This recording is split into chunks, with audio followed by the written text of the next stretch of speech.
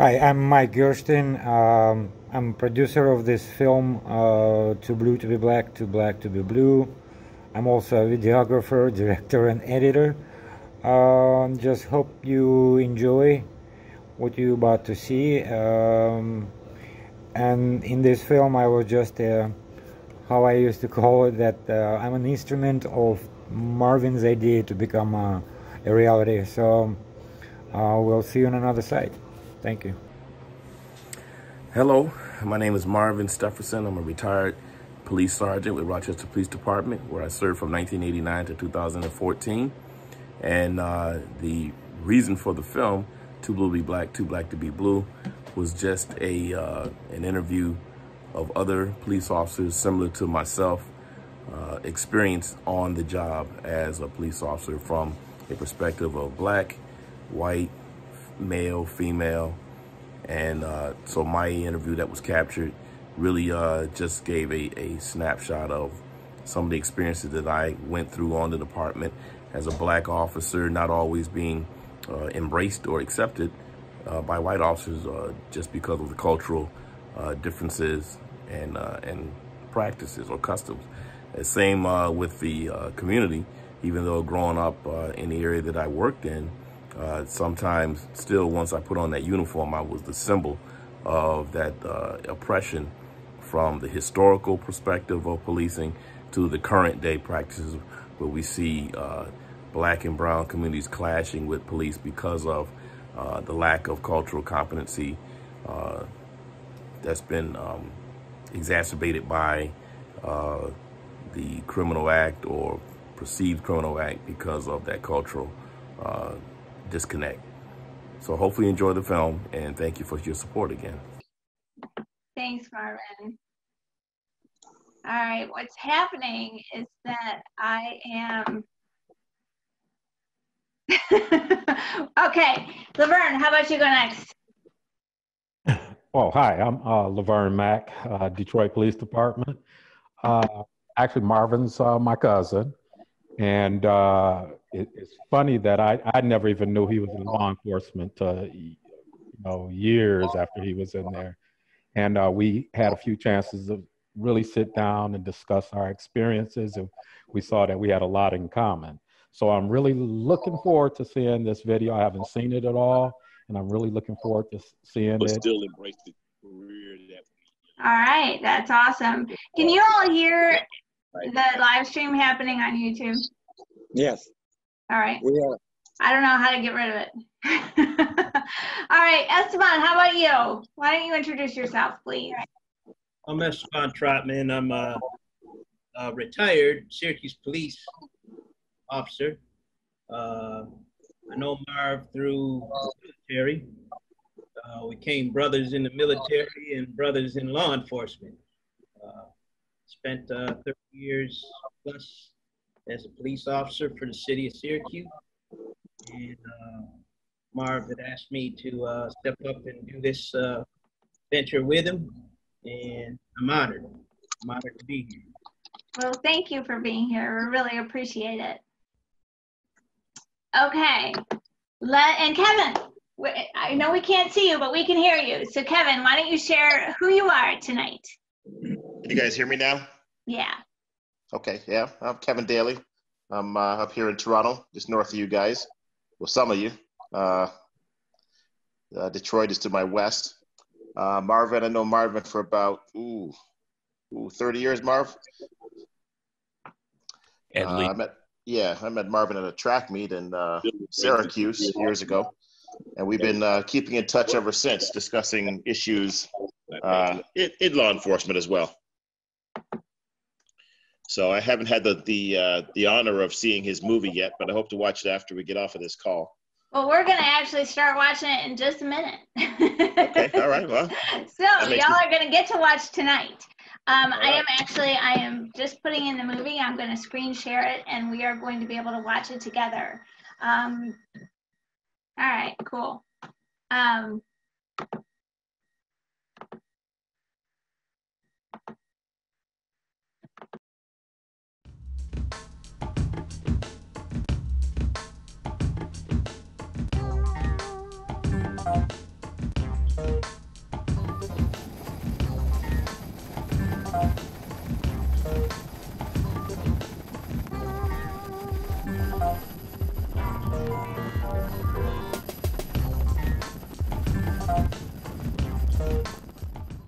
there is a brotherhood. I mean, there is not one person on the job that wears this uniform that I wouldn't go out here and lay my life down for. I mean, we do the job and we understand how dangerous it is. And when you hear a brother or sister on the radio calling for help, you don't think about what color they are, what language they speak different. They're doing the same thing you're doing. They're making the same sacrifices you're doing. And you're rushing to them. And you're going to run over anybody that gets in the way to get to them. Would meet and sit at the YWCA, which I told you on Clare Street. And a gentleman there, by the name, we knew him, Bill Coles, who was the editor, I should say, of the Star magazine here in Rochester. And he came and says, they won't let colored be on the Rochester Police Department. Well, most of us who were there at that time were either born or raised in Rochester here. And we said, you're full of the crap. The Academy does a really good job of teaching you how to defend yourself, when to use your gun, when not to. It tells you a lot about protocol and how to fill out reports. But it doesn't teach you stuff that you really need to know. And that is how to be respectful of people, how to remain humble with people. And those things, to me, those things are key to doing a good job as a police officer. I have seen several times when white cops are actually more accepted by the community than black cops are. I think the reason being is that the assumption is made that regardless of where a black cop grew up or what part of the world he may have come from, that if he's dealing with the black community and they're doing something the community doesn't care for so much, that he has turned traitor against his people. I think it's a culture shock to the black officer because he is viewed upon differently than a regular African-American citizen. You take people's fears away from them and they adapt. And I think, many people in the black community who have been afraid of police officers from, stereotypes or news stories, see more black officers coming on and they're not sure where they're coming from and why they're there. Caught between the rock and a hard place. And the color of my face. Caught between the rock and a hard place.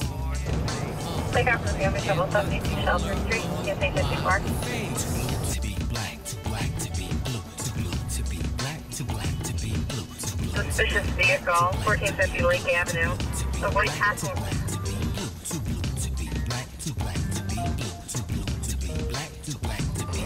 African male black, 6 foot. Red shirt, small dress.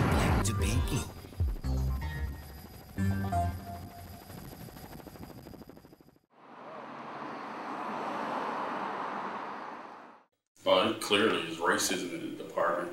And I can tell you, I don't even have to go to any,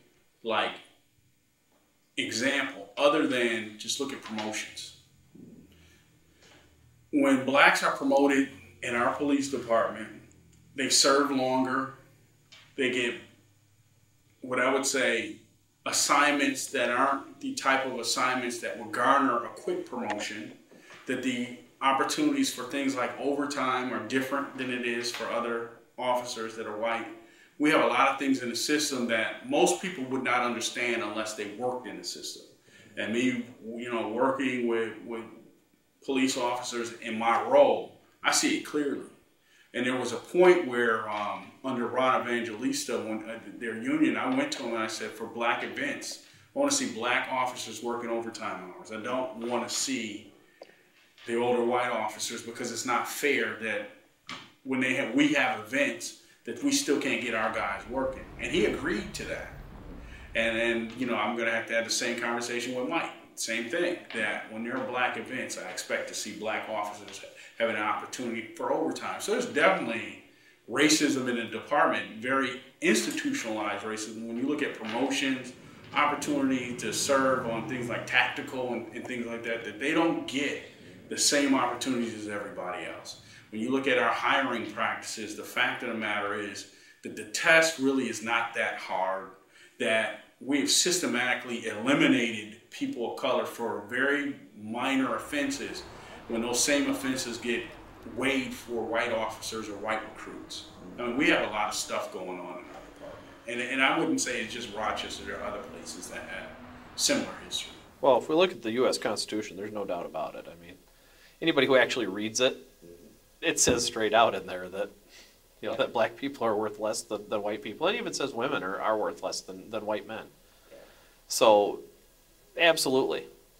I guess if you take that as the basis for all law in the U.S., then absolutely, that's going to carry over into all law.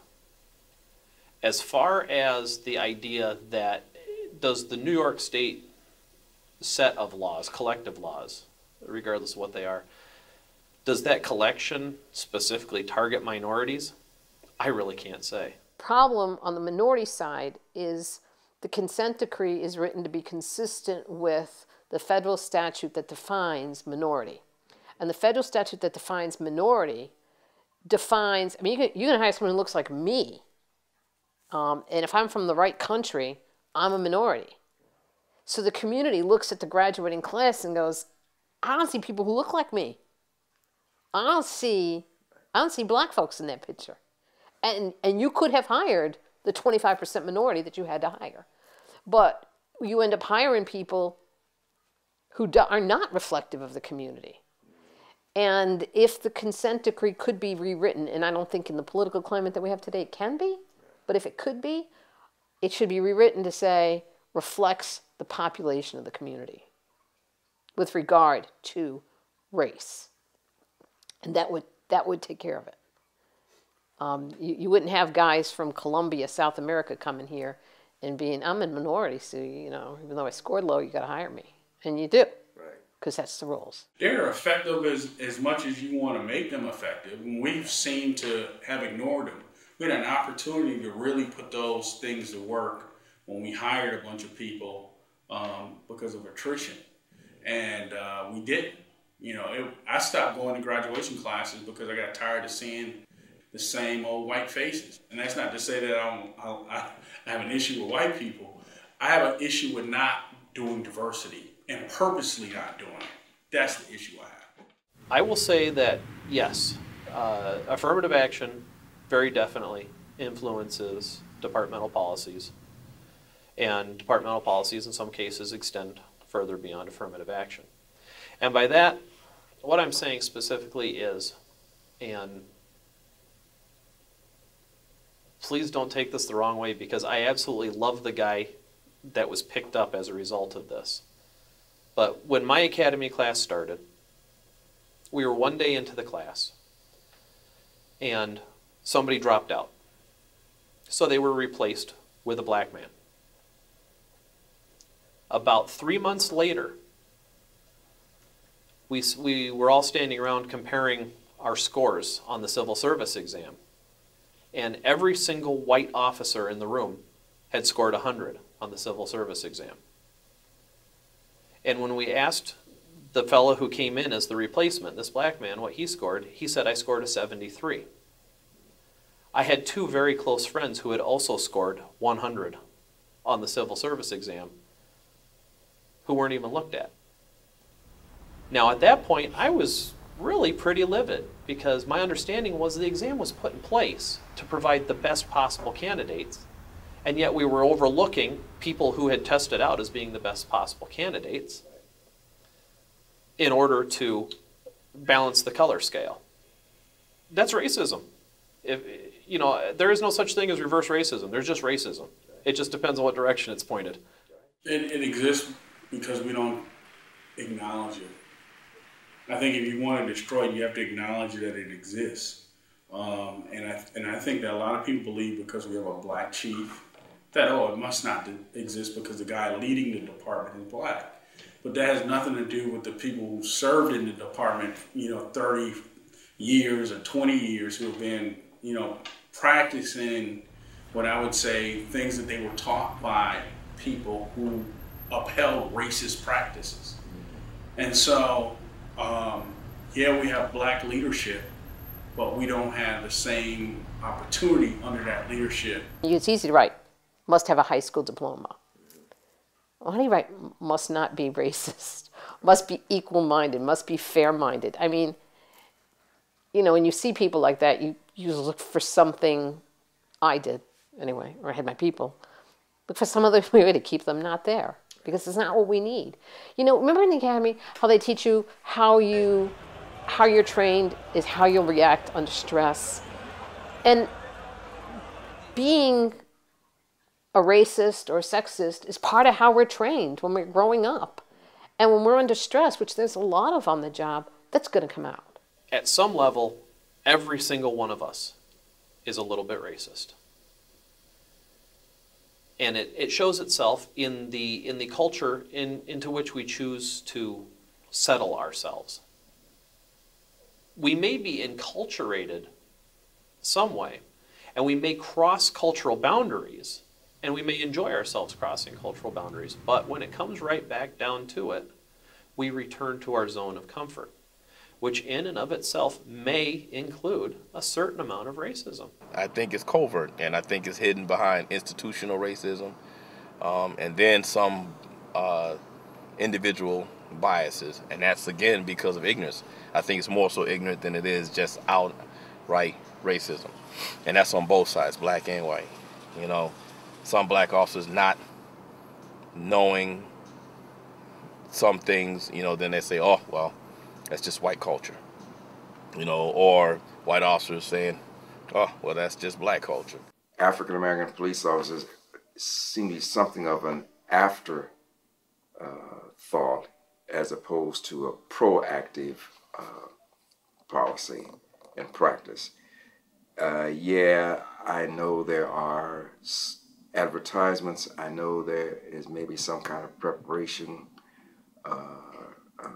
coursework offered, but by and large, the community, not just the Rochester Police Department, but the community in terms of all of the institutions, certainly the schools, have not been very aggressive and consistent about making sure that the police force reflects the community both in terms of pigmentation, but also appreciation for how the community how Rochester has developed. I left Kodak, and it was in December of '47. Yeah, December of '47. Right at Christmas. Something always happens around Christmas time. Right? Yeah. It's a special time. So I went in, and they said, well, we want you to do some undercover work. What do you mean? We want you to go down in the colored neighborhood and see about the after-hour joints and all. I laughed at him. I says, hey, I've been going to them right along. They know me. When I walked in, all the people know me. I'm Charlie Price. Charles Price, your first African-American police officer, was a graduate of Madison High School in 1941 or 42, I guess it was. And he was drafted. But the major part of this relevant is that he eventually becomes an intelligence officer. I thought of it. I said, here they're using me as a tool. As we always say, as an Uncle Tom or Sam, you know. But most of the guys, as I said before, if they had an after-hour joint, I knew who they were, and they knew who I was. When I'd walk in. If there was a black officers in the black community trying to better the community, so I don't know how you're being Uncle Tom. It's your community you're trying to better. So I don't understand that whole phrase, or like you say, Uncle Tom doing the man's work. I mean, if doing the man's work is trying to help better your community, I guess that's going to be there for a while then. In the late '47, that was when we had the influx of a lot of people coming from the South, coming up here who had gotten jobs or working on the farms out here. We used to call them like the bean pickers. They were brought up here to do the farm work. Now, they did not know me. They just saw this colored fella in a uniform. Now, to say, give you a good example of difference there. Now, the white officer who I was teamed with, his name was George DeVos. They used to call him George all the time. Okay, George, okay, George. What do you think they called me every time? It was Price. Now, the difference between calling him first by his first name and they calling me by my last name, it kind of got me sometimes. I'm saying, is there a difference here? Right? But as I say, the ones who were in that influx that came in, they did not know Charlie Price. But the ones who did, if I come down the street and say hi something, hey, hi Charlie, and I'd be saying, hi Bill, hi this or that, how's your mother, how's this? It was a different rapport, shall I say. What do you think are some of the strengths of the Rochester Police Department? I think that we have a number of great strengths. Number one, it's our people. I mean, in terms of the people that we have phenomenal people in the Rochester Police Department that are intelligent, that are committed, that are willing to be engaged. I think that a lot of times what people don't know is the great things that our people do. And, you know, when I talked all of last year about community engagement, it wasn't that I was trying to get our people to do something new. It was really about letting the community know this is what we do. And I think we did a good job of getting that message out, and we will continue to do that. Leadership seems to believe that people want to see people on the street. Yes, but they want to see people on the street interacting. Just to put somebody on the street so that they're visible is not the job. Right. You have to put people on the street that are going to talk to that person on the corner, talk to that merchant, talk to the old lady sitting on the porch, people who just naturally interact. We're not asking them to go out there and do anything dangerous, but just know the folks that you're dealing with. Because in doing that, you're going to realize when you get to a particular scene who the players are and who the players aren't. And a lot of times they confuse the two. And so the people you press are not the criminal, it's somebody who you think looks like the criminal. Right. And creating a relationship where people can interact with the community regularly, those lines don't become blurry. They become much more clear about who you have to police and who you need to have a relationship with. If you're policing inner city, majority of folk that you're going to step out with are black or Hispanic, then you're automatically behind the 8 ball as a white officer, because no matter what you say or do, you're probably going to be perceived as the man trying to keep us down. Holy smokes, man, they got the whole street. They got all of Hess, all of Monroe Avenue, up to like Oxford boxed off. When you throw race into the factor, now it's a racial thing. You know, because you don't understand, or because you don't want to understand, and you're the man trying to keep me down. And then if I come in as a black officer and say that, then I'm Uncle Tom, and I'm not really black. I think it's a culture shock to the black officer, because he is viewed upon differently than a regular, African American citizen.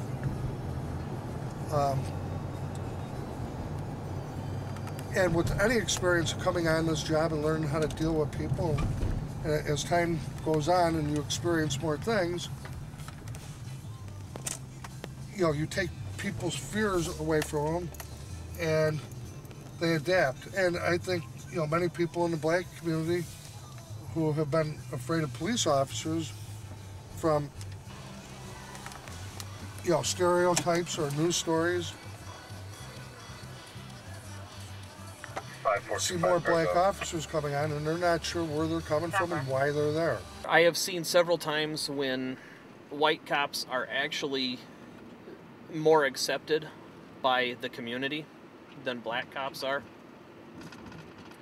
I think the reason being is that the assumption is made that regardless of where a black cop grew up, or what part of the world he may have come from, that if he's dealing with the black community and they're doing something, they being the cop is doing something the community doesn't care for so much, that he has turned traitor against his people. Whereas if it's a white cop who's issuing the ticket and it's a an unpopular thing, or is making the arrest and it's unpopular in the neighborhood, it's just accepted that the cop doesn't come from the neighborhood, and so therefore he doesn't understand what's going on. So I actually see more discrimination on behalf of the citizens towards cops of any ethnic group than I do within the department itself. I guess it's a given that a certain number of civilian, or a certain amount of the civilian population would desire, and in certain moments of confrontation would try to use that on a black police officer when he or she is in the process of arresting a black suspect. That's a weakness, and it occurs not just in law enforcement, but elsewhere as well. It's apparently a hazard that police officers are going to have to put up with for a time, because again, the sense of inferiority prevalent in a lot of African American enclaves is going to continue to have people making those calls. I believe the police officer, whatever his pigmentation or background, uses much of his intelligence as possible to see what has happened and therefore make his decision to arrest or impair, prevent further action on the part of the people that he's facing, do the job. I've seen this police department become much more diversified, in the time that I came on. And, as a police officer, I like that. As a supervisor, I have a very diverse group of people working for me. And, I enjoy that. With diversity, comes the opportunity and the ability to address problems, in several different ways. I don't want my squad of, 8 officers to be all Paul Grandy. I want them to be different, have different backgrounds, different cultures. The unique part of this job is you're dealing with different people from every aspect. I grew up in a small town that was essentially white, locked in the mountains of Northern California. And because of that, I don't live within, and I have never functioned within, the inner city predominantly black culture, aside from coming in and going to work for 40 hours a week. I'm able to function within it. I don't necessarily understand it, I don't live in it, and I don't choose to live in it. There are officers that I know who grew up in this culture. As a matter of fact, 2 of my closest friends grew up in that same inner city, predominantly black culture. And when I put on my uniform, when they put on their uniform, we're at work, we're together. We're not functioning within our various cultures. Me as a, as a white guy living on a farm in the country, and they as urban city dwellers who still enjoy some of the things that, like the music, the step shows and that sort of thing. That's not what defines who we are when we come together at work. When we come together at work, we're cops. We are a product of our society, and so you're going to have perceptions that hold true to your culture. If you're a white officer raised in, a white community with very limited experience or exposure or contact with another culture, it don't have to be black or white. It could be just another culture, whatever. Then you're going to find that you hold to the perceptions that may be the mainstream ideology. and that is, well, you know, if all black people are lazy, then you're going to see them that way because that's your reality. That's what you were told. You don't know anything differently. So it's for you to come out and become a part of the society around you, you know, to embrace and try to entrench yourself into their culture so that you can understand that, hey, you know what, we are the same. You know, we don't really have anything that's separate other than the skin color. And I had a captain when I first went on, Captain O'Leary. I'll never forget him. I was walking Joseph Avenue, where they put me, as they call it, the gut at that time. And two white individuals, this is around 2 o'clock in the morning, raced a car down Nassau Street, and they saw me and used the N-word towards me as a police officer. I did not know that Captain Leary was there. He was out of uniform, but he was in his car. He took off, caught him, and brought him back to me. And I'm standing there, and he said, "You apologize to my officer."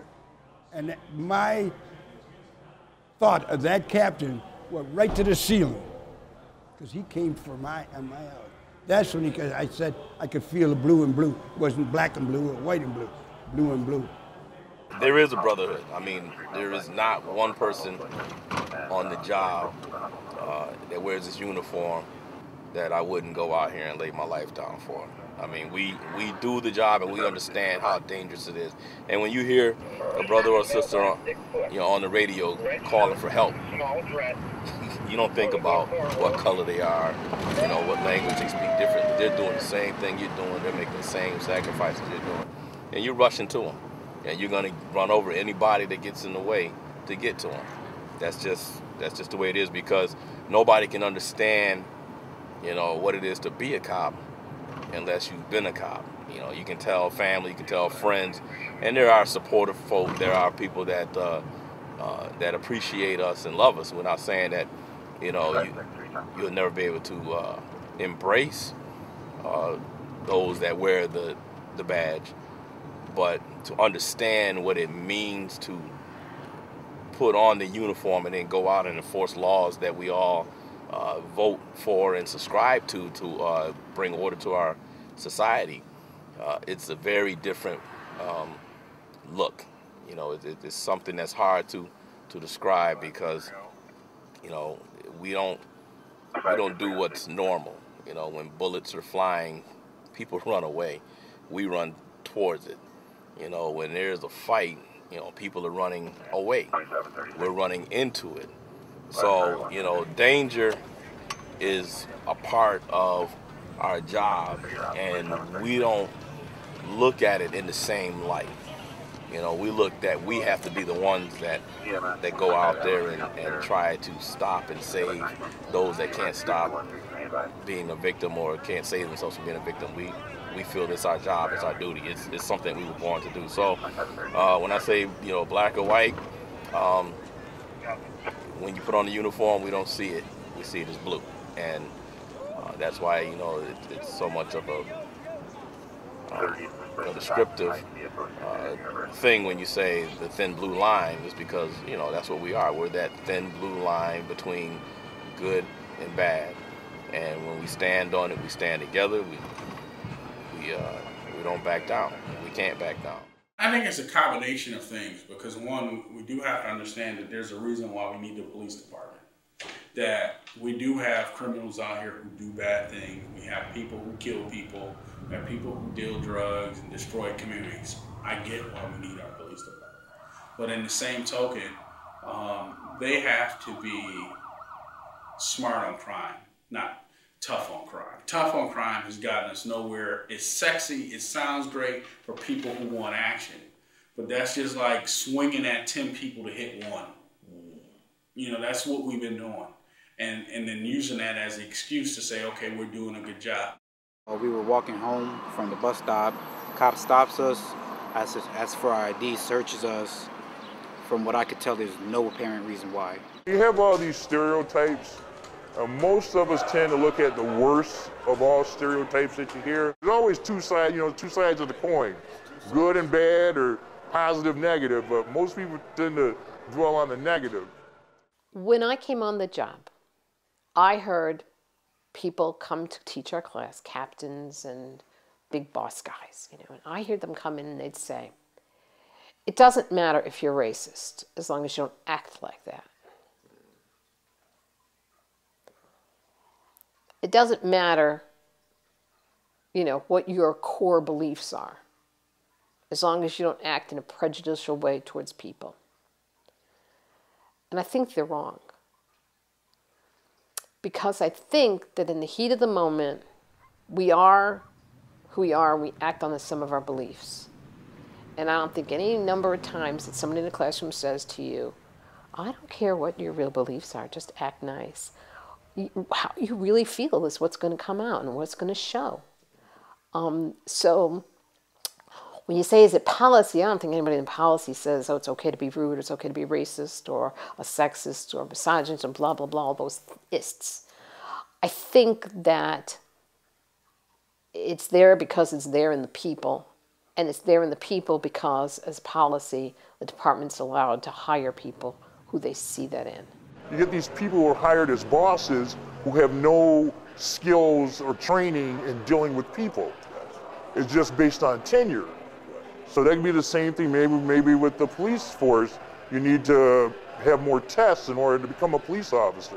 You know, as far as they're having social skills wise. You know, versus taking a written exam and being able to shoot the gun and passing the physical. Maybe there needs to be some more of education involved in it, and maybe that won't happen. The hiring policies of the city of Rochester are inherently racist. I've already discussed where I've known white candidates who, by the measuring stick held up by the city, were the top candidates for the job and were bypassed to hire minorities. And again, in my mind, that's a racist action.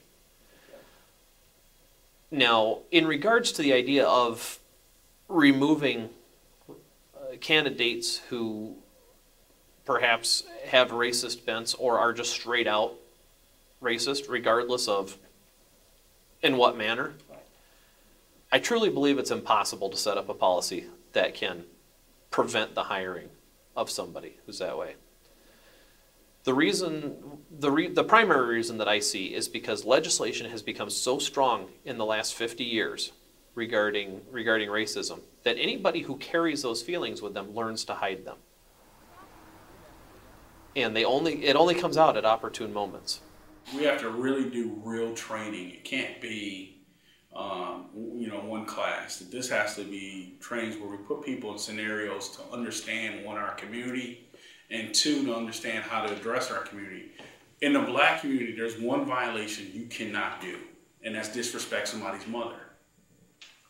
We know growing up, you can say whatever you want about my dad. You say something about my mother, that means that we're gonna fight. And I've seen all white officers go into communities and challenge or even disrespect people's mothers. Tell them to shut up, go back in the house. I mean, if you have an understanding, if you have cultural competency, you know that's nothing you do. You can't do that. And so you have to make sure that you have a population of people who are constantly training on these types of scenarios so that when they come into our community, that they're not doing things that they deem as the job that could be offensive to us. And I'm not saying that they shouldn't police us. I'm saying the way you police, you should understand the population of people you're policing, because the tension could be erased if they just understood that. But there seems to be no real effort to even train people on how to police in our community, how to learn about the folks that live there. It would have to be done really, really well. And the department years ago tried an in-service training on diversity training, and it was horrible. It was one of the biggest jokes they spent tons of money on. It was dreadful.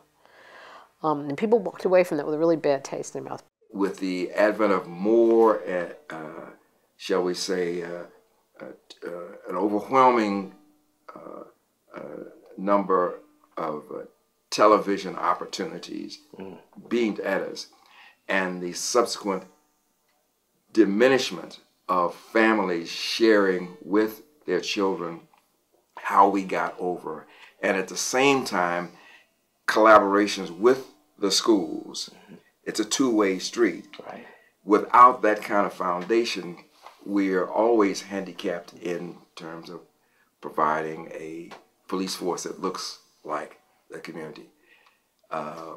And every other endeavor that makes for good community. Community is like coming together, sharing, come to unity is what it's about. And that's an active command. You have to be active about that and persistent, and you have to know whom you're dealing with and incorporate some of that history into whatever you're going to do to recruit or train. I think it needs to be something we do in the academy, help people learn a little bit better. There's a program that Mayor Johnson participated in years ago, and it partnered white executives with African American executives, you know, one-on-one partnerships. And the point was, let me learn about your world. And these guys and women met, I think, once a month or twice a month, and they'd go to lunch together, or they'd do this, they'd do that, and then they'd have group discussions about stuff, and to help them get that diversity that they probably didn't get as kids. And I think that that's the kind of training and exposure that would help people. Once the people in that area know who you are, then they begin to trust. I mean, one of the biggest things a police officer does in an area that he works is he deals with the people every day, and with the same people every day. And when I came out and we had the patrol sections, you know, the 7 patrol sections, you know, I was in my beat, which was probably 2 square miles, and I knew everybody there, and they knew who I was. After the trust began, of me being consistent, letting the people in that community know, you know, what my expectations were, and, you know, following the mission of the police department, you know, trust was gained. And not that everybody is necessarily going to like you, because let's face it, if somebody runs a red light and they get a ticket, or, you know, they break the law, you know, in any way, and the law is enforced, they're not happy with, you know, what they have to do. But you learn with time to make them understand where you're coming from, and most people who are reasonable understand you're doing your job. And I think that part applies to the black officer too. The police officer has a role like the teacher, and I think, like the school teacher, and I think the police officer may well be ahead of the situation, but there are gaps in the preparation of both. And as the leadership, maybe we're not just the chief, but certainly city council, as they work around trying to grab hold of this thing, if they can come and look at that aspect of it, maybe they can also be an influence on both the way police officers are recruited, trained, and assigned, but also the way teachers are trained and assigned. I think there may be some officers who are better prepared to deal with that based upon their own education, but our job as police officers is not that of an educator. It's not that of a social justice activist. Our job is to enforce the laws. The laws are, and to use a term that has been thrown around rather heavily, the laws are black and white.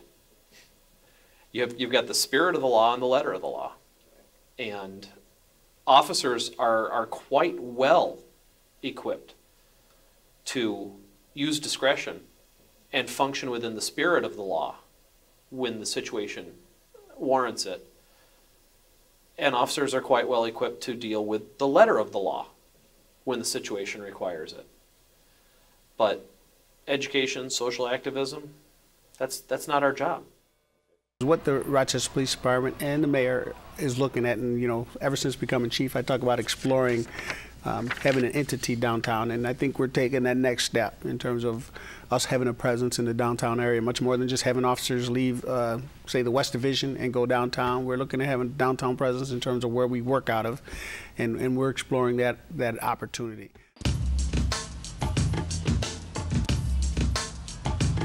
It was a hardy boy mission in charge to unravel. Sounds from the sarge, sometimes it's pure babble. But back to the gravel, we comb the blocks. Looking for the predators that roam the blocks. Not a gang or taxpayer outsmart the fox. It's the red tape and politics that run the flocks.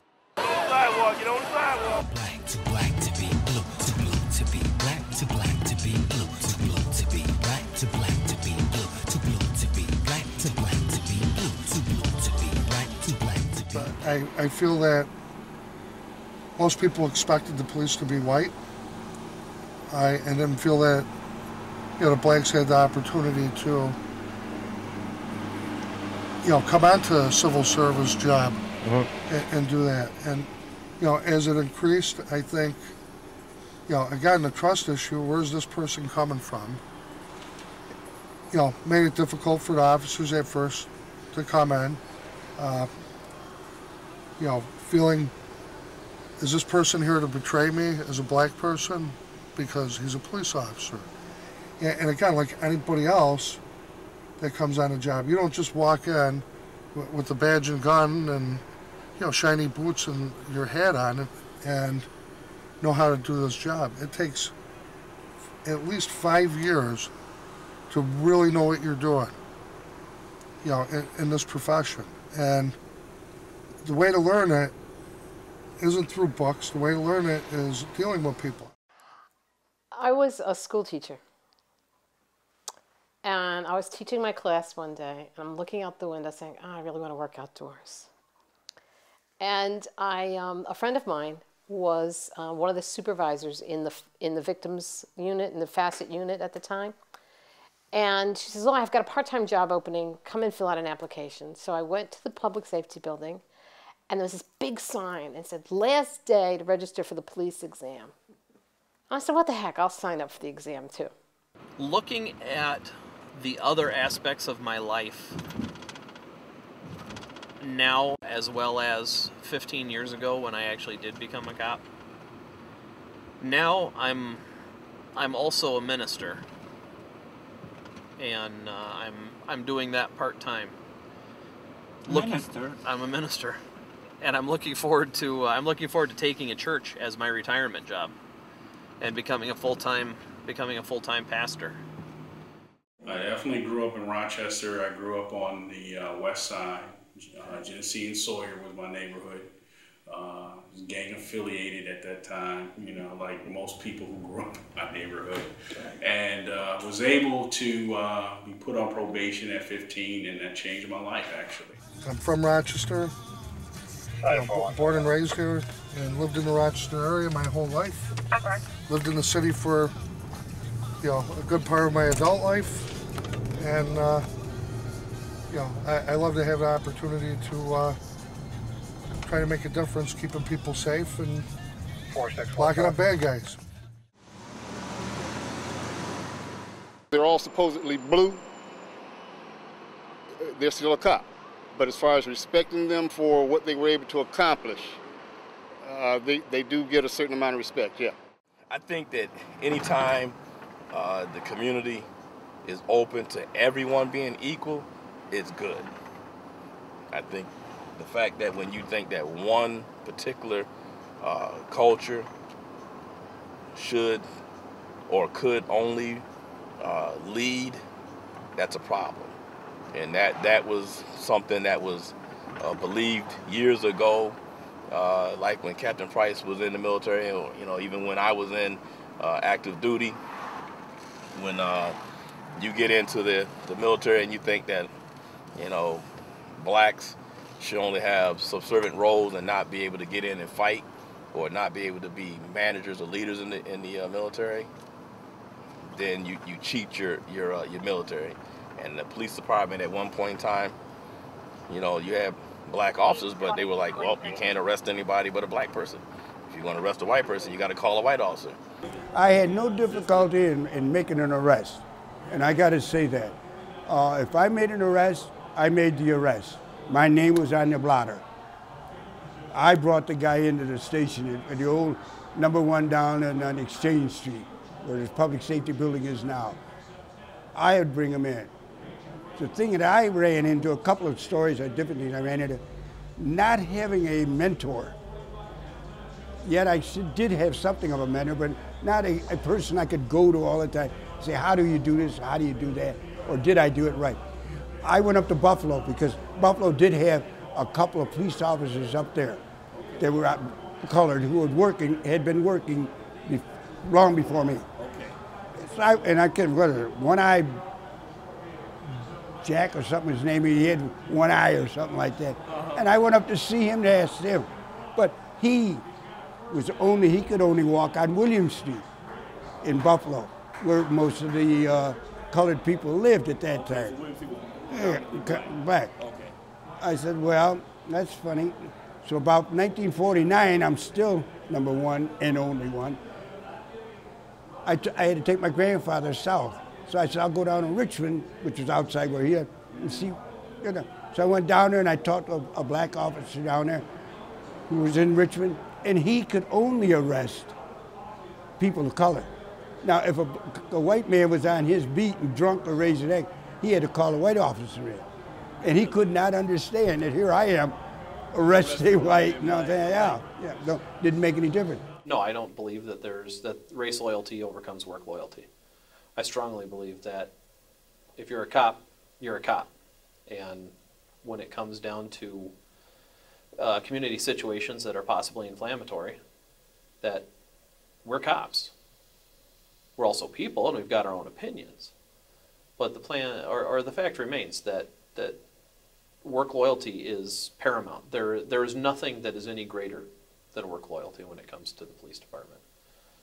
Once it's shown that you can't be somebody that can be counted on in a situation, and it doesn't matter where that lack of trust comes from, then you're really nothing on this job. I think the black officers have some of the same issues as the community, but I would say the problem I have with it being reflective is that the makeup of the department is not reflective of the people paying the taxes for those folks to work. Mm-hmm.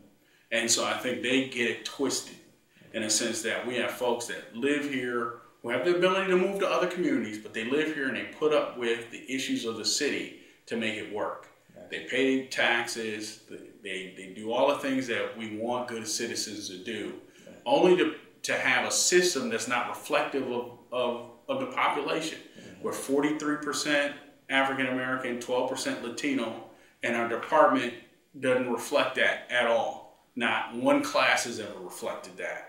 And that's the issue I have with it. And it's not even about white or black. Right. Could you at least live in the city? We don't even have that. I mean, so the majority of our department doesn't even live in the community which pays the tax for these people to provide food for their families, right, and the ability to survive and grow. I mean, that to me is offensive, that we pay a tax, we get a service that to me is questionable at times, mm-hmm, and we get a population of people doing the job who don't really want to even be around us. Mm-hmm. I mean, just think about that. It's like having a chef who don't eat their own cooking. Would you go to that restaurant? There's a difference between living here or just coming here to be an occupying force. And that's how some people see it. And I'm not trying to criticize people for moving because, truthfully, nobody wants their kids to go to city schools. I mean, I paid for my kids to go through private schools until one of them reached high school and then did go to a city high school and made out fine. But that's expensive. And some people look and say, well, I'm going to pay that. I might as well live in the suburbs and pay taxes. So, on one hand, I understand people moving out. I really do. I appreciate the pushes and pulls that come with that. On the other hand, if more officers lived here, there would be a whole different I think there'd be a whole different mindset about policing here. The picture that has been painted of police, and I would say this nationwide, as being a not having the honor that the idea of policing had as when somebody who's my age was growing up with the TV shows which were always painted the police in a very good picture and that sort of thing. I truly believe that these are some of the things that cause the decline in even applicants. In the last 15 years, I've seen applications drop by 80% for our department.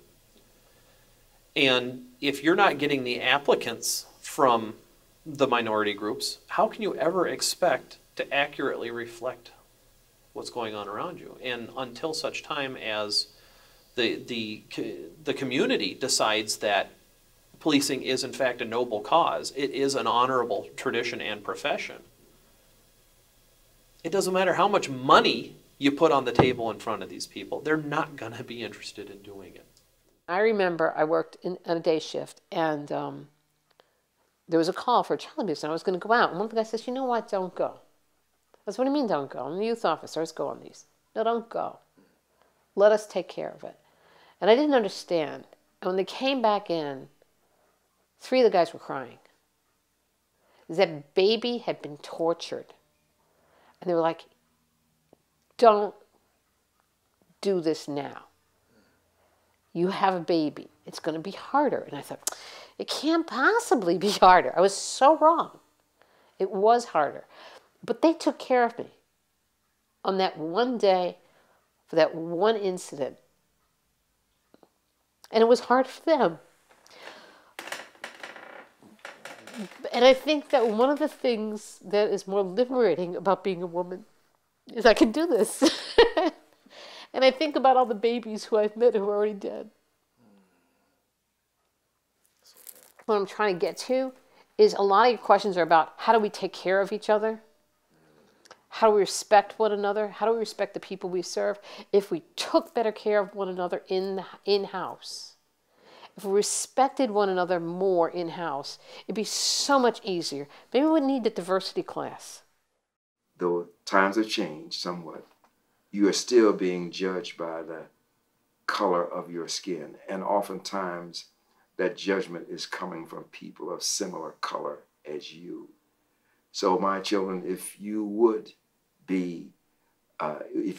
honor your mother and father, if you would give honor to all those ancestors that made a path for us to trot, stony though it was, you will ensure that the content of your character will be recognized, at least by your people and ultimately by others who you have to go by to get jobs, positions, promotion, whatever.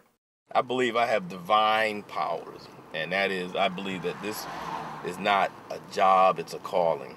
And I think that every officer that is in uniform, they were cops before they were born. I believe that to be an officer is a special gift, and that a true officer, not ones that have been fired or arrested and are crooked, you know, just like anybody else. You can have a good butcher, you can have a bad one, you can have, you know, good teachers and not so good teachers. I'm saying that there are folk that are able to get into this job and try and do it, but because it was not innately in them naturally, they washed out.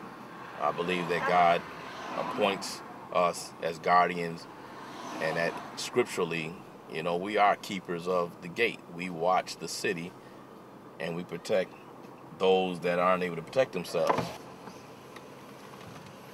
How we doing? All right. Not too bad. What's going on? This is my house right here, boss. All right. How you know this young man here? Pardon me? How you know this young man right here? We're headed over to his mother. No. How do you know the young man? I didn't ask you where you headed. Yeah. It was a hardy boy mission and charge to unravel. Sounds from the sarge, sometimes it's pure babble. But back to the gravel, we comb the blocks.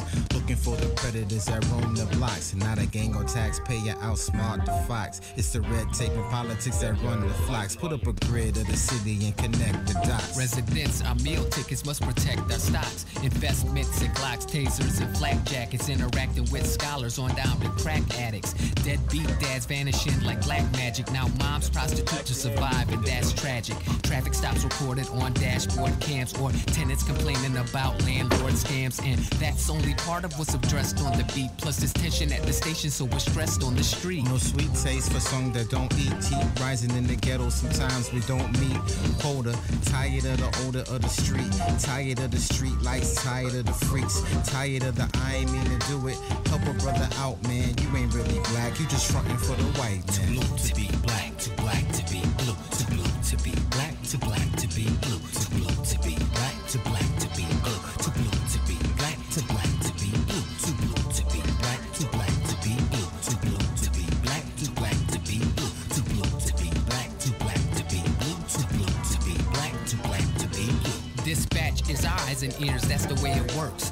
All points bulletin, units stay alert. Patrol car cruising down the strip, got a tip that a dope boy's about to pie flip for a grip. Jib told the whole story, now we out like Cape Crusaders. Trying to elevate the ranks like elevators. They all hate us, from our disposition is just a job, man, tell them what our mission is. To protect and serve is our vocation. From tracking a violator of probation to surveilling a location. Hostage negotiations shows the patience employed when we avoid violence but no ovation. Clap, clap, the guns go, fun's never possible. Living in a city where your skin is an obstacle. Whether you a cop or a shop on the front end with bricks in the back, man, it don't mean nothing. Caught between the rock and a hard place. And the color of my face. Caught between the rock and a hard place.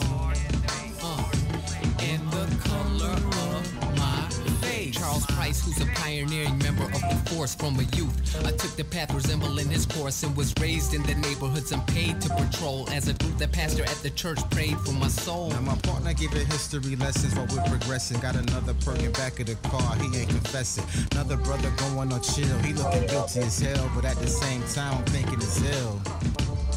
Caught between the rock and a hard place.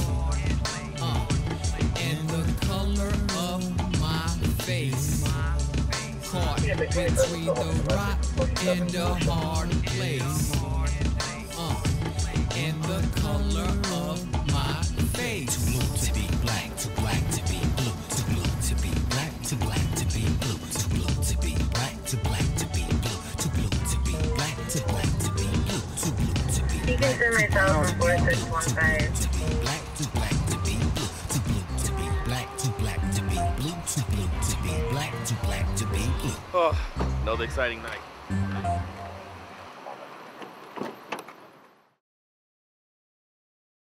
All right. I'm trying to unmute you all. Hang on.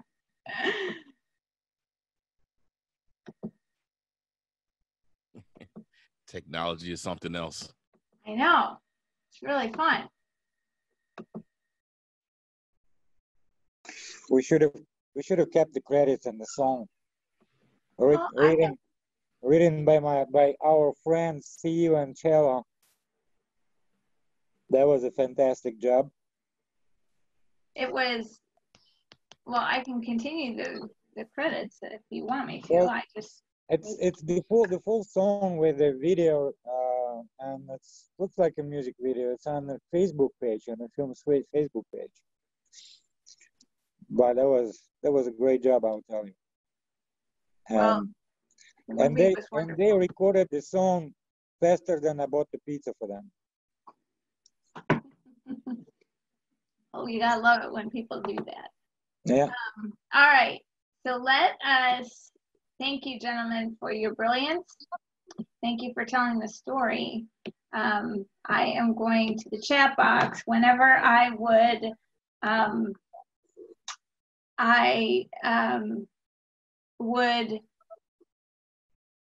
try and check the checkbox while the movie was playing, you saw a black box.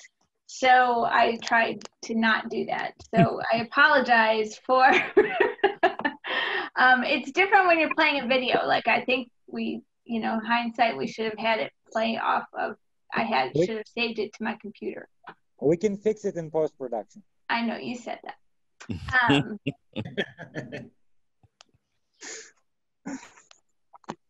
Okay, so we have a question about the difference between racism and bias. What is it Nadia? Am I saying that right? I hope so. That I understand racism to be an action that oppresses a specific community of people. Bias is what all of us, regardless of race, has by one community of people who oppresses another community of people. It's not singular.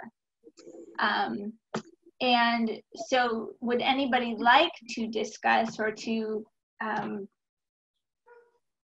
answer that observation? Okay, so I guess I'll go first. Marvin. No, everyone's face was stoic, so I was like, okay, better say something. Yeah, you know what? We spend a lot of time and money socializing our pets. You know, when we get them home, we spend time getting them comfortable around the house, around the children, around other animals and whatnot.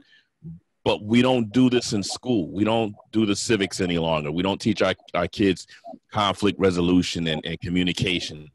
Okay, we don't do the socialization of, you know, when you see the kids sitting separate in the lunchroom, you put them together so they sit and talk and eat.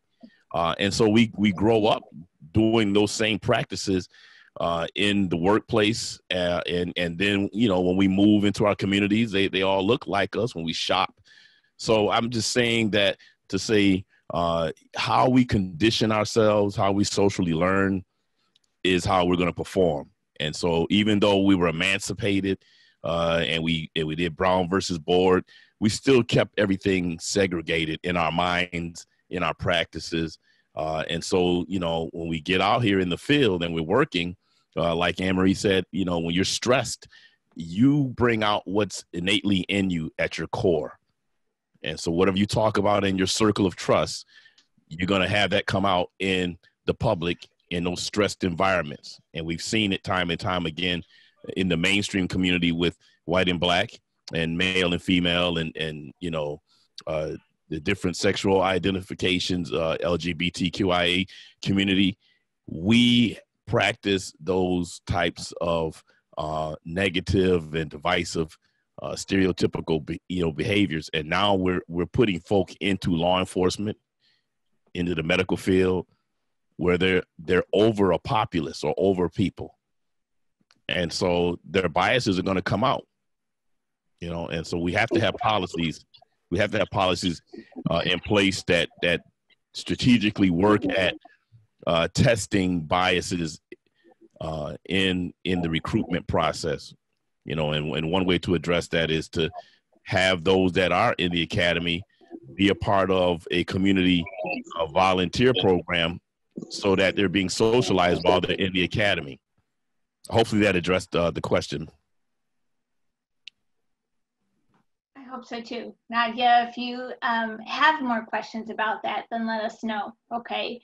Allie had wanted to know what year was the movie or was the film made? Well, actually there were a few years.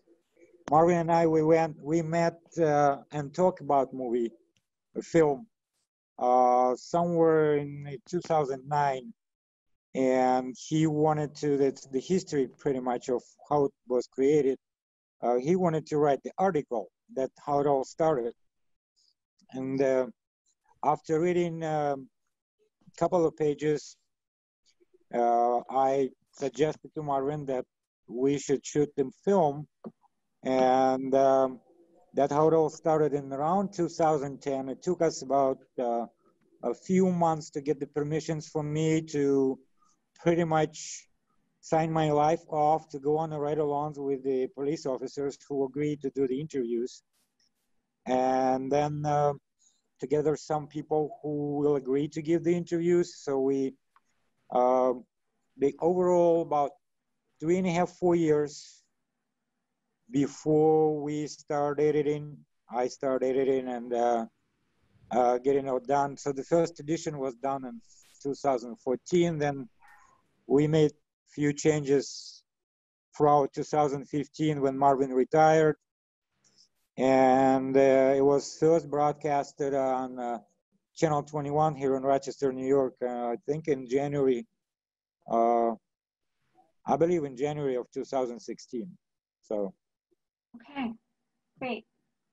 And let me ask you this: do you all think that it's as relevant today as it was then, and what things have changed? And anybody can, you know, we have some retired police from several different cities here today. So this doesn't seem to be, let me ask you this first. Is this a problem that, or is this an issue that you all have experienced?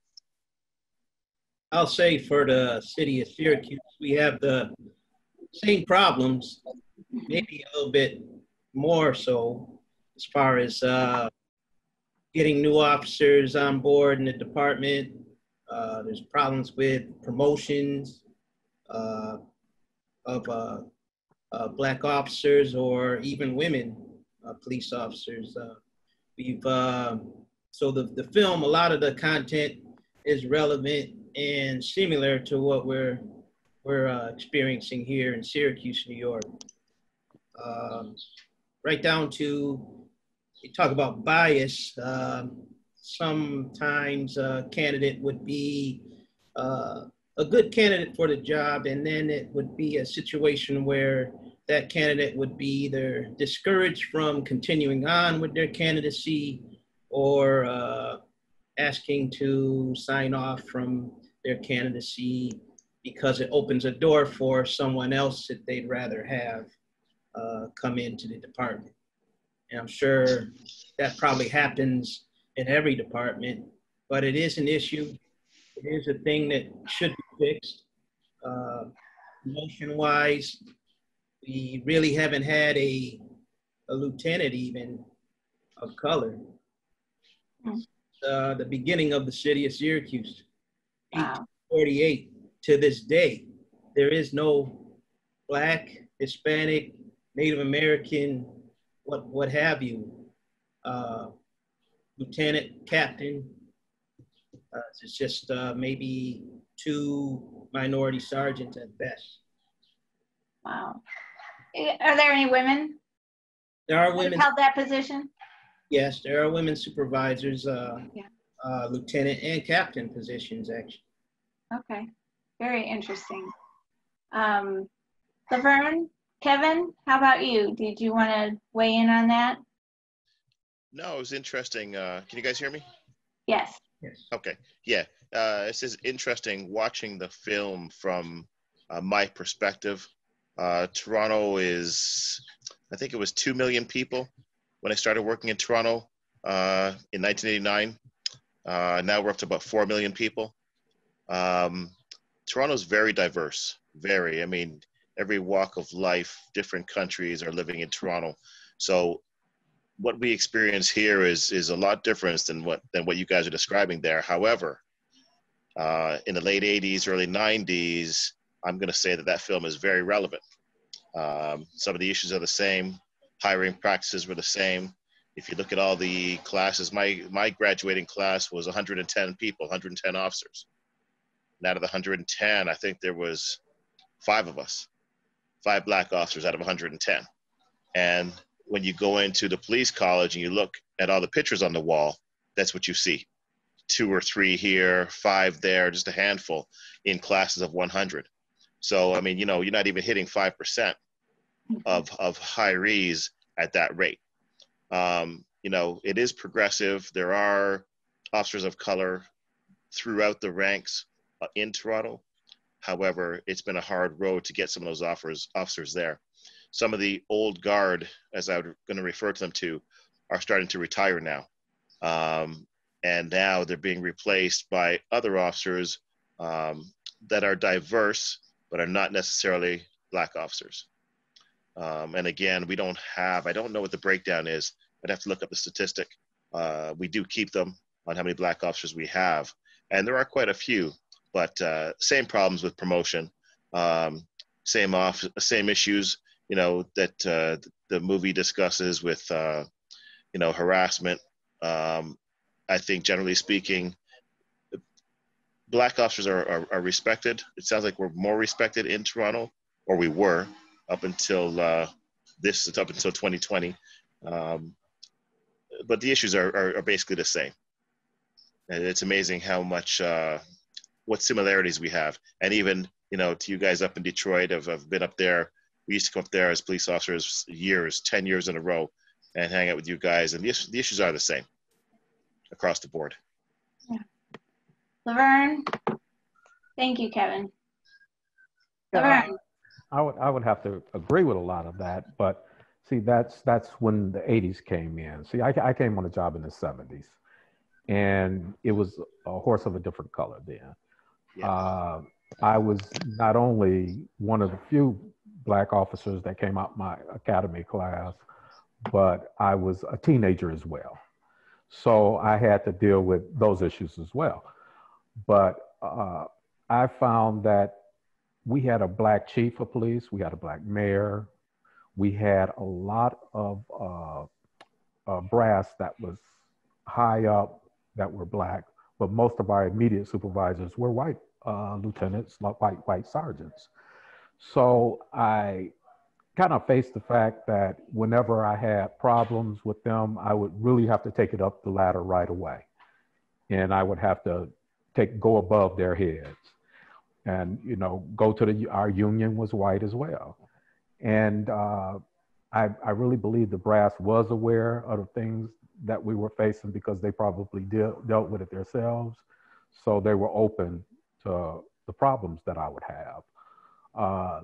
When I was a young officer, I got stopped for a speeding violation, and officers came up to my window. I put my badge out the window.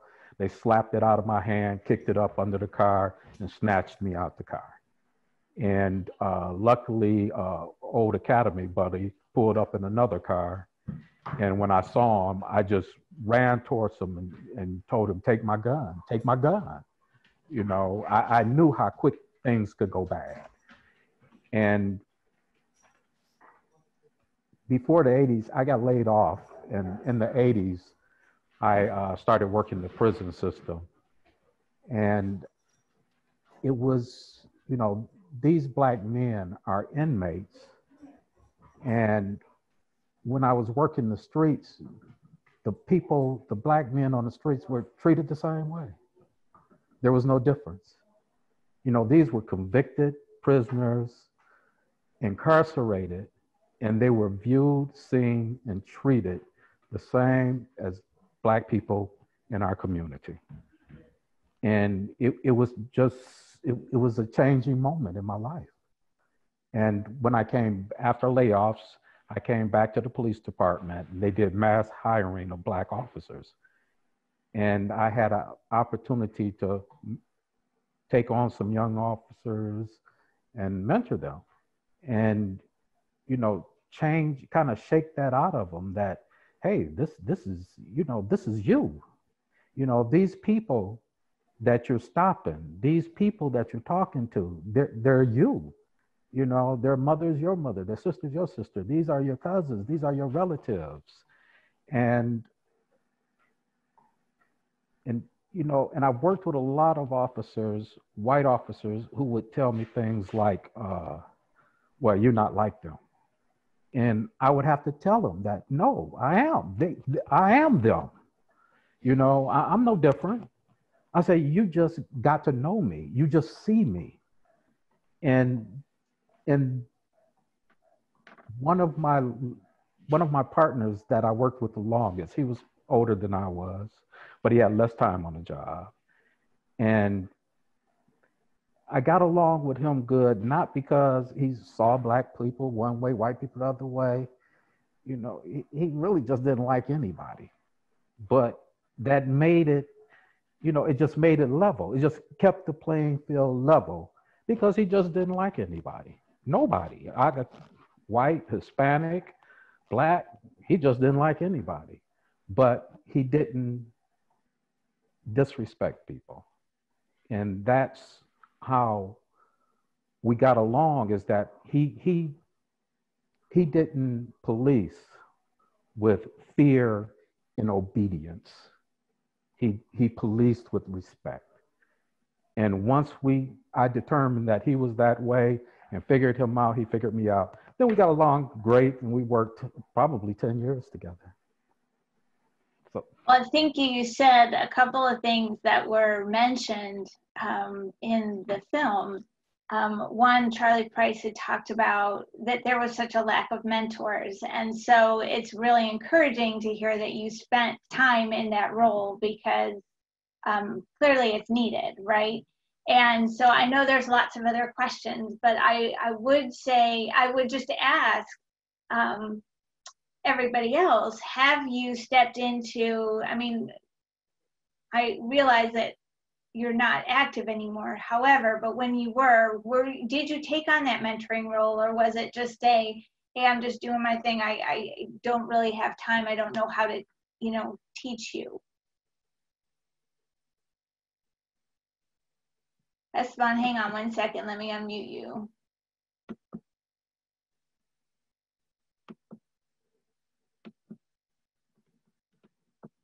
Doesn't want to work. Esteban, right, unmute yourself. Here we go. Okay. All right. I think I took on the mentoring role even at the tail end, probably throughout my career and at the tail end of my career. And even now through being president of our Minority Police Association. Mm-hmm. I think that telling a young officer to work with the community, not just in the community. You know, if you work with the community and you do things that are right, sometimes the things that are right are not popular. But that's in any business, and really your police car is your office. And the way you run your office, your business, speaks volumes to the masses. Yes, you work for a corporation called the police department, but your police car is your office. And the way you run your office, your shop, that's the important thing. That's the most important thing you could teach a young officer, mentor a young officer, to project a positive image, you know, a fair but just image. And I think mentorship like that is missed in the departments these days. They're not teaching that anymore. Mm-hmm. They're more important. The important thing to a police department now is productivity. They would rather you go out there and produce numbers or what have you, so they can get some sort of grant, federal money, state money, local money, because of the production. But if you work with the community and you're out there, as was said in the film, you know the people in your community and they know you, and you become more than just a uniform and a badge. And they're willing to work with you more when they know you like that. Mm-hmm. These are the lessons that I try to impart on young officers, especially minority officers. Thank you. Anybody else have something to contribute? I think that he definitely hit a spot there when we talk about, you know, your car being your office. And so, you know, we're like independent franchise owners, you know, that's your brand. And the reason why it stuck with me, because when he said that, I can remember some young men that I used to step out with on the corner who would say, yeah, I know that car because so-and-so drives it. So they knew the officer by the car, and they had a narrative for that officer. Either it was a great officer, you know, and they would give them some type of term of endearment, like that's my uncle or that's my auntie or whatever. And then you had those officers who weren't so revered. And so, you know, they knew the vehicle by the officer. And so I would go back and share this information with my officers when I was either, you know, finished the shift or at roll call. We talk about going out and doing things. So definitely we talk about mentoring. I was the founding president of our Minority Policemen's Association called RAMP. And that was my goal in doing that, was to get young officers of color to mentor, but more importantly, to build a relationship with one another, understand their role in the department, understand their role in the community. Because again, we were hired like hood ornaments, right? You put these black faces in front of the community and you say, look, we have diversity here because we got 3 or 4 out of 100, you know, like Kevin mentioned. But when there's tumultuous times in the community between black and brown, or the department and our black community members, then they're the first thing they're doing is throwing us out there. Hey, get out there and try to get the crowd settled down. It's like, wait a minute. You know, things jumped off because this white officer did something. And now we're to come in and stop this. We don't agree with what the officer did. How about you make that person accountable, and that will appease the community and it will make our job easier. And so, you know, there was questions about loyalty. Some people mentioned in here. Again, when we were hired, our culture ended. We had to become blue, and we couldn't embrace our practices or our culture. You know, like you had the Irish officers, they can practice St. Patty's Day, you know, with the Italians for Columbus Day. You know, all of that was fine and dandy. But every year when we had the Puerto Rican Festival here in Rochester, you start to see the shift in the department as far as mindset, the officers' behaviors, some of the terminology used, because, well, there's going to be unrest. They're going to drive around and blow the horns and do things that's disruptive in the community. But I'm sitting there going, wait a minute. I, as you saw in the film, was the bar district supervisor. I had white kids down there disrupting every weekend. When the Park Avenue Fest happens, they're down there drinking and urinating on everybody's yards. You know, there's always, but the mindset and the temperament of how that was handled was different than that of the Puerto Rican Festival. And that's because these officers lack understanding of the culture, the celebratory practices. And so it took a negativity instead of, hey, it's the same as the Park Avenue Festival. You get some people out here drinking, they're going to be a little loose, but if you handle them accordingly, you can de-escalate things rather than escalate.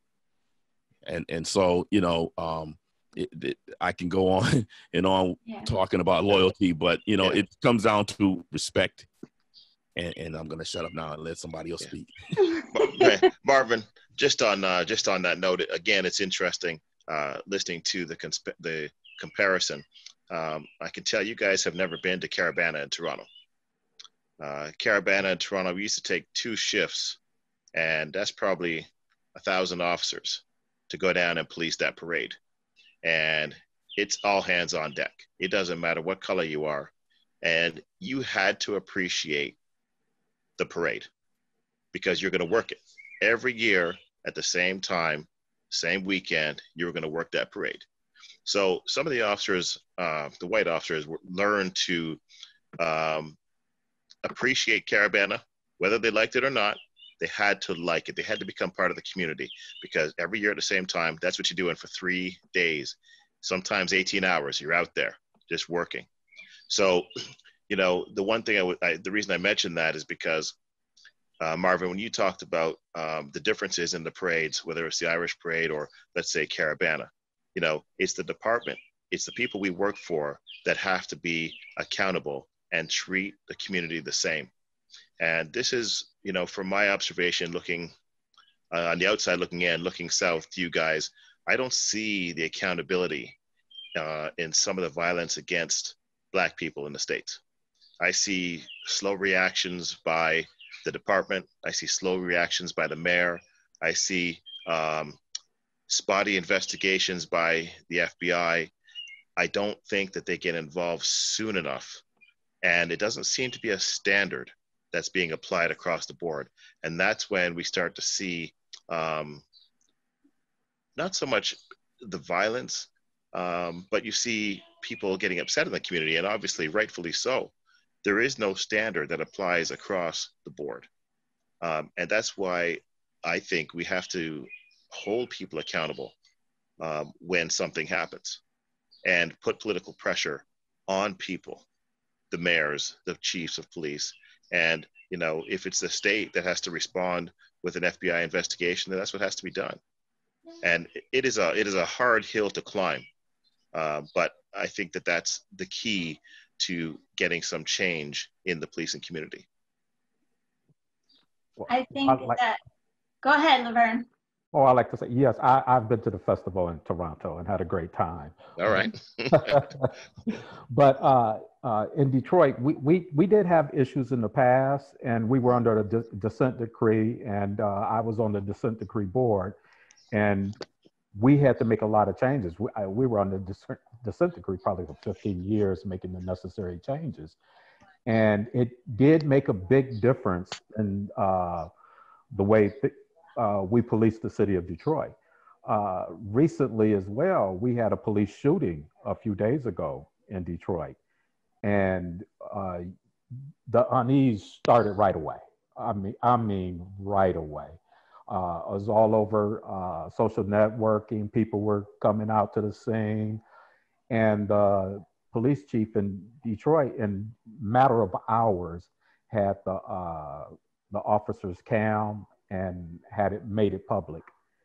And once people saw that, you know, the young man pulled out a weapon, fired at the officer, just barely missing him before he was shot and killed, it made a difference in the community. That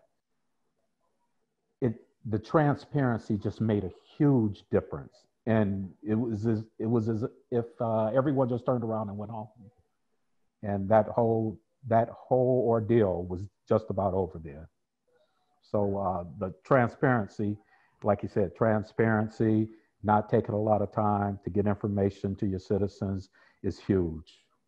Yeah, obviously, as police officers, you understand what happened at the time. The community does not understand the police response to certain problems. And sometimes the police response is the police response. If it's a justified shooting, then the chief needs to be all over that and say, yeah, look, here are the details, here are the facts, and that's what it is. But when the shooting is not justified, the same swiftness needs to be used. Look, there's an investigation that's going to take place, again, by the city, by the state, whatever it's going to be, but it needs to be happening in a timely fashion. We can't be waiting 3 and 4 months before you're going to investigate and charge somebody. That's way too long. And that in itself has problems. Agreed. And there have been some attendees that have said that they agree with you about the timeliness comments that you've been making and how important that is. Okay, gentlemen, I just want to give, respect to the other questions that have been asked. So I'm going to, this is from Doug Curry. Officers, please speak to how today's mountain of videos of police violence against people of color affects your allegiance to your group. And I'm assuming by group he means the police officers as a whole and to the Black community. Marvin, I think Marvin touched on that in the film. Obviously, we're going to do what we have to do to protect one another. However, the videos that are surfacing, there are some actions that have been taken by officers, which is wrong. I'll refer to them as bad apples. There are bad apples in every organization. It doesn't matter if you're a carpenter or an accountant or a firefighter, you're going to have bad apples. But the same as I don't want to be painted in one group because I wear a uniform, the same way the community shouldn't paint the police all as one. We're not responsible for that officer's actions. And that officer should face discipline or jail time if that's what the situation warrants. So my loyalties go as far as seeking justice and making sure everybody's safe. But outside of that, that officer is going to stand on his own 2 feet and face face a trial if he has to. I agree with what was just said, that if it's right, then you go with that, you support that. But if it's the wrong measure that the officer's taken, just like a regular citizen, they should be punished in the same circumstance. Held to account, that's right. I think a lot of it has to be looked at as what's right and wrong, not what's black and white. When something's wrong, you can look at the video and see when something is wrong. You can feel it in your gut. Anybody can feel that. So when situations pop up in our society, I think it should be judged as such. You know, if it's wrong, it's wrong. Don't try to make it a right. You know, right. Go with what you have in front of you, the evidence that you have in front of you, and you make a decision. People can respect the decision, whether it be good or bad. But if you beat around the bush, it looks shady. It looks shady to anybody. As long as it's fair, we can accept that.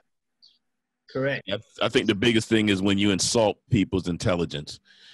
You know, years and years ago, as Black people, we would say the injustices that are taking place out in the community with Black and brown and police interactions, and it would go, you know, unanswered because we didn't have the videotape.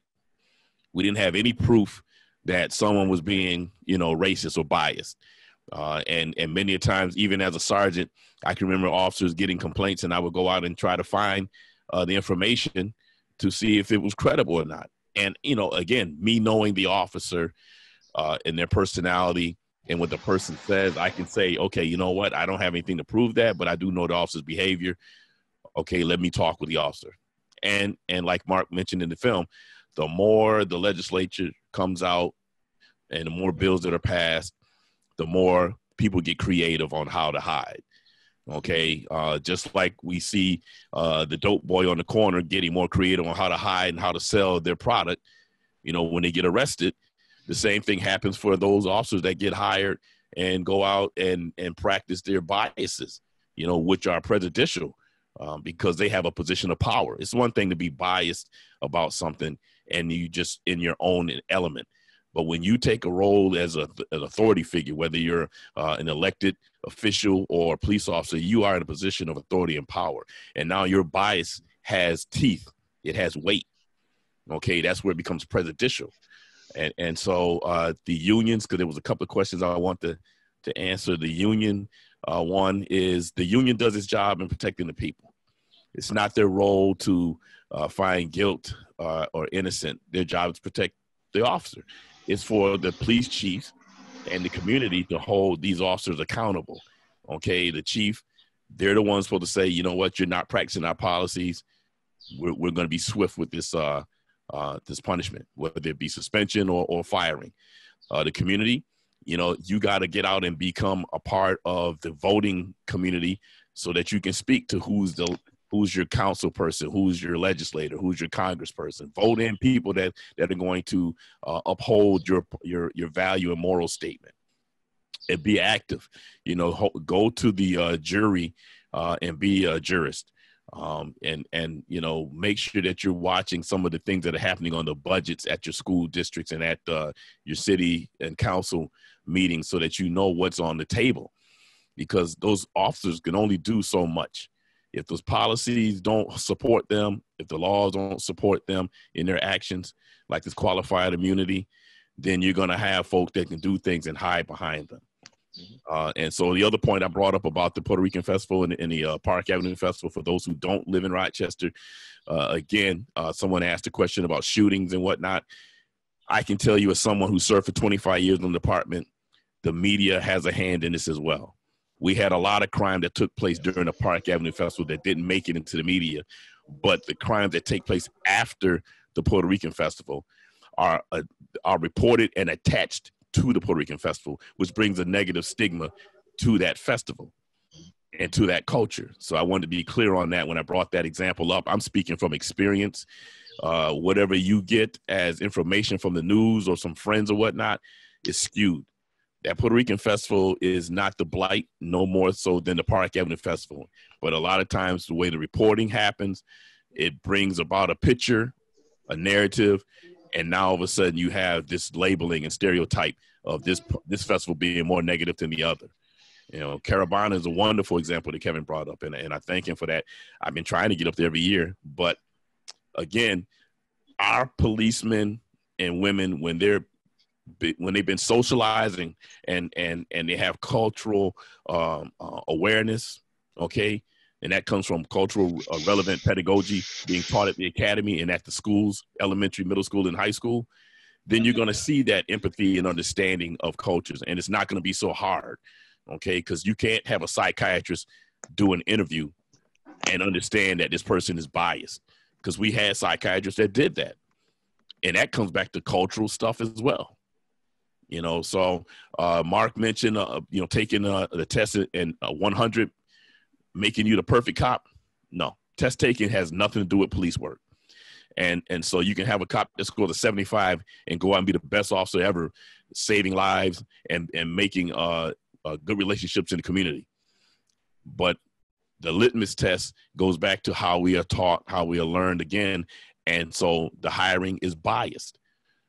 You know, not every young black man and woman is going to take that test and excel on it, because that goes back to how we are institutionalized in the educational system, right? So if it's unfair there, it creates that same field going all the way forward.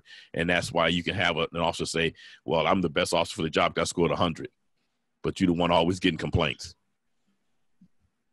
Well, just on that one issue real quick, you know, we have promotional exams up here, and they shred them after.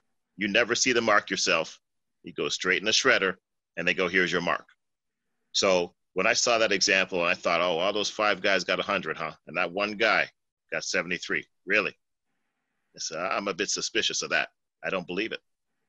I don't believe it, because they can do what they want to do to fix those marks in regards to hiring or promotional exams or whatever.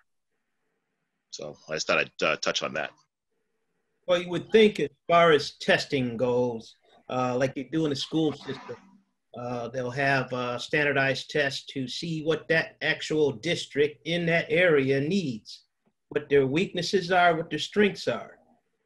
So I would say that probably a police exam would differ as far as education goes from city to city.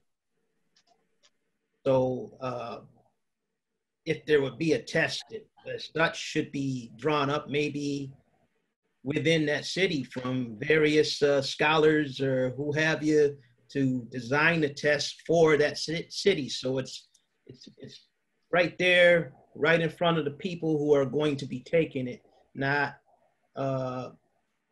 being a biased test or a test that doesn't fit that education facet.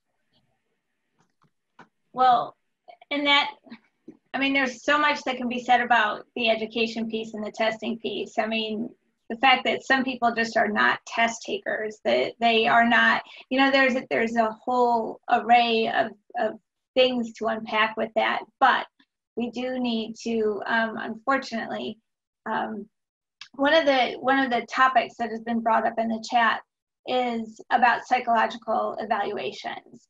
And if that's mandatory now, and if that seems to make a difference or not. Is that, you know, something that people can just hide behind? They're smart enough to test out the right way, you know, things like that. What are your comments about the psychological evaluations?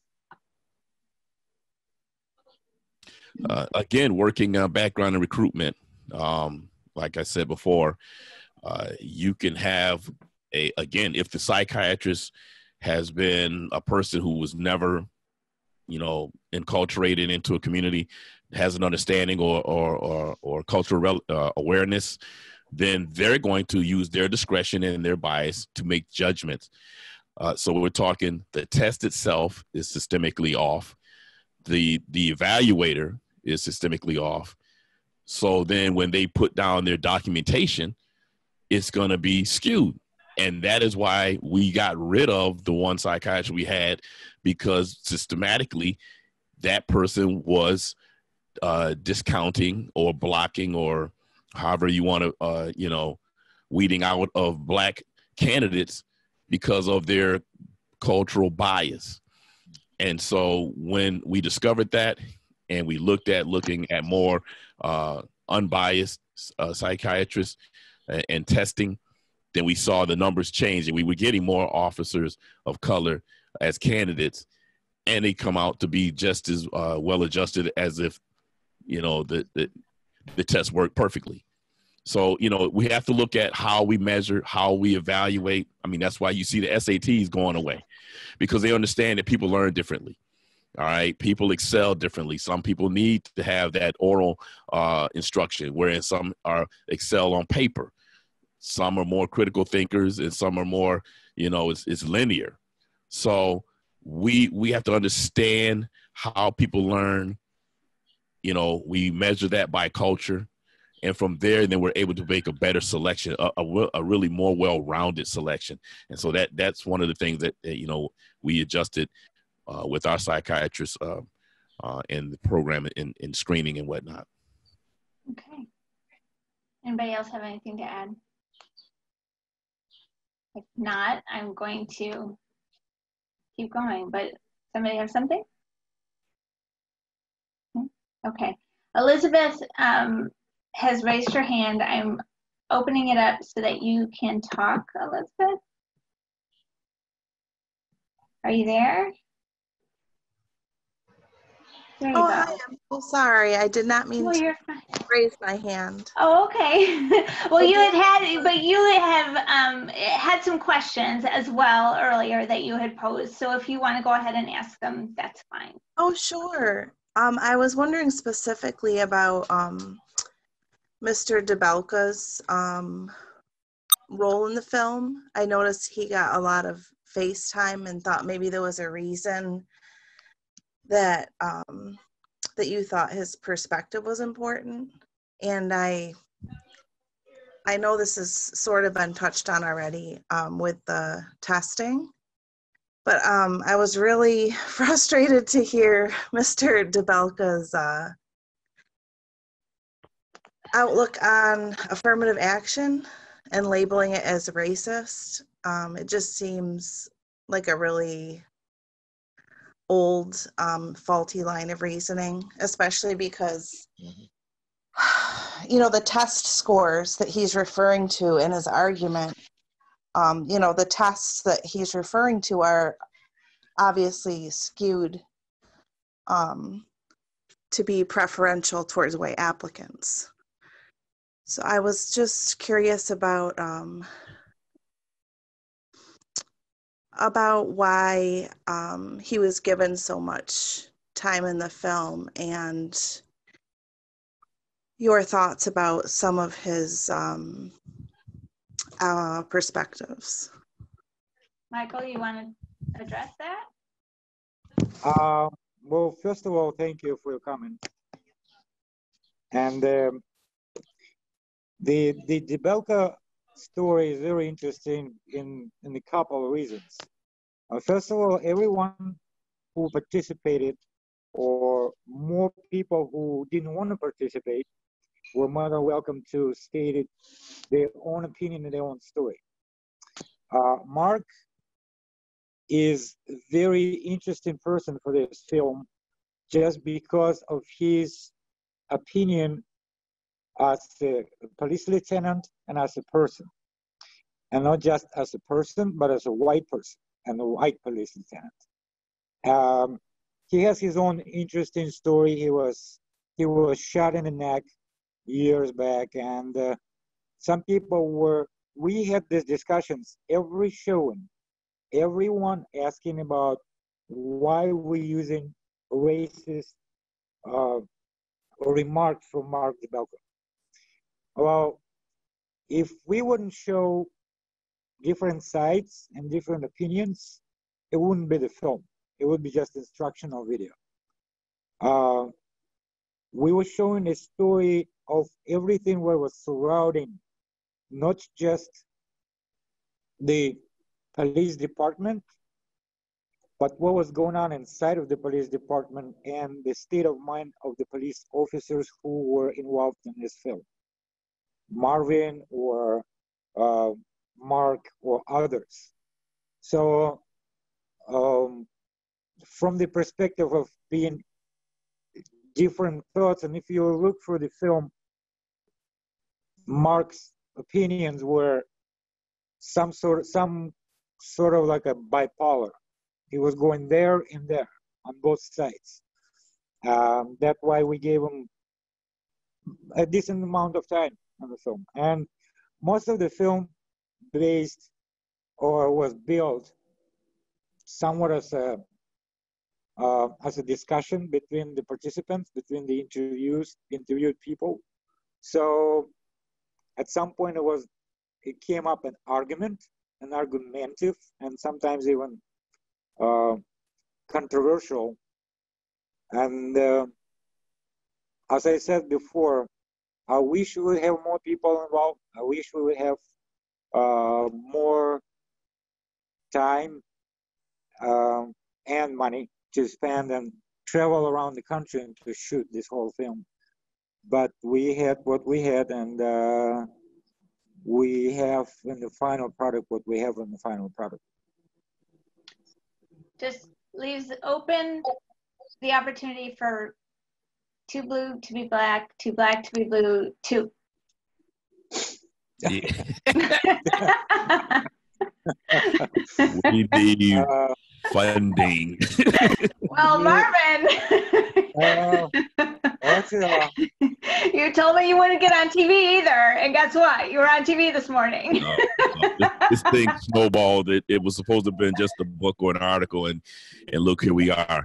Hey, real quick, I wanted to say thank you for Elizabeth with that question, and also there was one other about the psychological evaluation. So I want to address that real quick. So there was, like Casey mentioned, or LaVern, my cousin, LaVern Mack here mentioned that the consent decree was that for every 3 white officers, there was 1 black officer hired. Okay, so many times they put these scoring of people that take tests in a band scoring. So you might have 15 people in position 1 and another 15 in position 2, and then like 1 person in position 3. They only have to select, 1 white person and 1 person of color out of that band and then move to the next band. So you have a lot of officers or candidates rather who score 100, but they're in a band of 6 or 15, and they make the required selection out of that band and move on. And so now that person in the band feels, oh, well, I got looked over because the person who was in band 2 or 3 that might have been lower got hired over me. Same thing with promotion. So the complexity of that is that you could have somebody in band 1 score 100, but they could only take 2 or 3 out of that band of 15. And so they took the requirement because of the consent decree. They took the 1 black out of the 3 whites that were hired. Then they moved to the next band, and someone scored an 80 in there. And they did the same thing and moved to the next band until they've gone through and exhausted that list for the slots they have at the academy. Does not mean that, a person that of color is selected off of a minority list, because they're not. They take the same tests, they score, but when they're banned because of the consent decree, you might have out of that 100, like Kevin mentioned, 3 or 4 that are black or Hispanic or Latin American. And so now they have to get in because of the 1 to 3 ratio. If they violate that, then they violate the court order. And we've seen it as a president. I've been asked by the department, by the union, hey, can we take that slot and put it to the next academy because we don't have enough officers of color to hire in this group. And so we're going to give the slot to another white male or female, and then we're going to take that vacancy to the next class. And now we got to hire 2 or 3 additional. And we'll get to probably 3 or 4 academy classes and still not have hired the requirement of the consent decree. So now it comes back to, in actuality, the person of color didn't get the slot because they couldn't find enough to get through the interview process, through the psychological process, through the physical agility, all those steps of recruitment. And because their numbers are so low, it's just the natural progression that if you only have 2 or 3 and you lose those 2 or 3, now you're back to 0 again. And so we have to find a way to recruit better. We can't use the same old excuse. We just can't find qualified officers of color to hire. You go to those HBCUs, you go to the churches, you go to the community rec centers. There's a lot of children. I was one of those kids that ran around on the playground, single parent home. Okay. I should have not been one of the odds to get on the job, but I did. And I excelled, I think. And so now we have to make sure that we hold the department, the unions, and the city accountable in their hiring and recruiting practices, and make sure that the real information gets out there and not someone who's upset and says, well, I got overlooked. No, you have to understand the process, and then you'll know why you didn't make it to that next level. And hopefully that answered the question for the one that mentioned that about recruitment and psychological evaluation. But, I just want to say again, thank you all so much for supporting, Mikhail, masterful in taking those interviews, because all of those folk that were interviewed, we went well into like an hour to 2 hour interview for each person, Dr. Anderson, Captain Price. And so for him to go back and cut and take and extract information from each interview and put it together to create this film where it sounded like we were actually talking together is masterful. So I just want to thank Mikhail again for being such a great producer, and my brother. And then Sheila, again, thank you for taking this time to put us on this platform.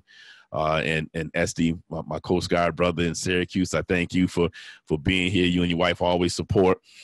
Kevin, I'm going to dust you again on the track once we get ourselves back in shape. And to my brother and my cousin, man, LaVern, like I said, we've had so many conversations. This is family that I got to know older in life. And so, for us to still be like we grew up on the Sandlot together is just crazy. So I just want to thank everybody for being a part of this event, and certainly take it out, have a conversation with other folk to continue this dialogue about diversity and inclusion and the racism and sexisms that exist in our culture, because it's systemic.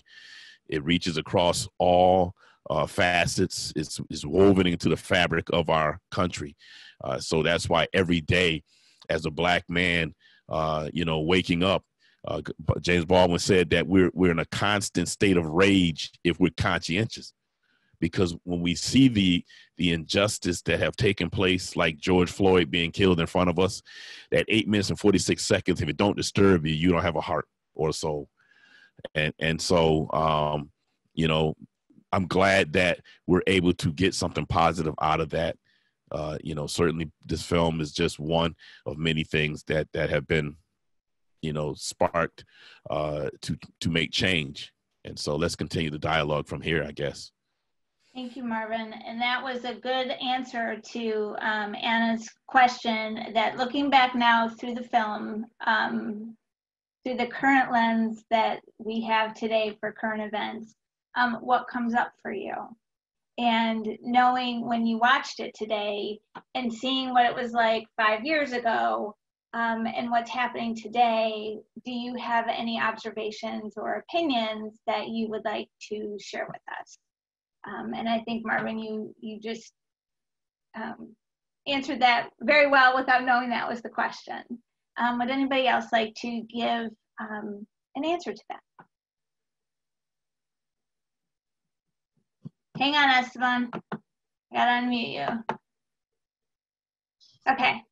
The thing that stuck out with me from the film as relevant to today, it is vital importance to have the police officer in the community, working around schools, with children, with their parents, getting to know.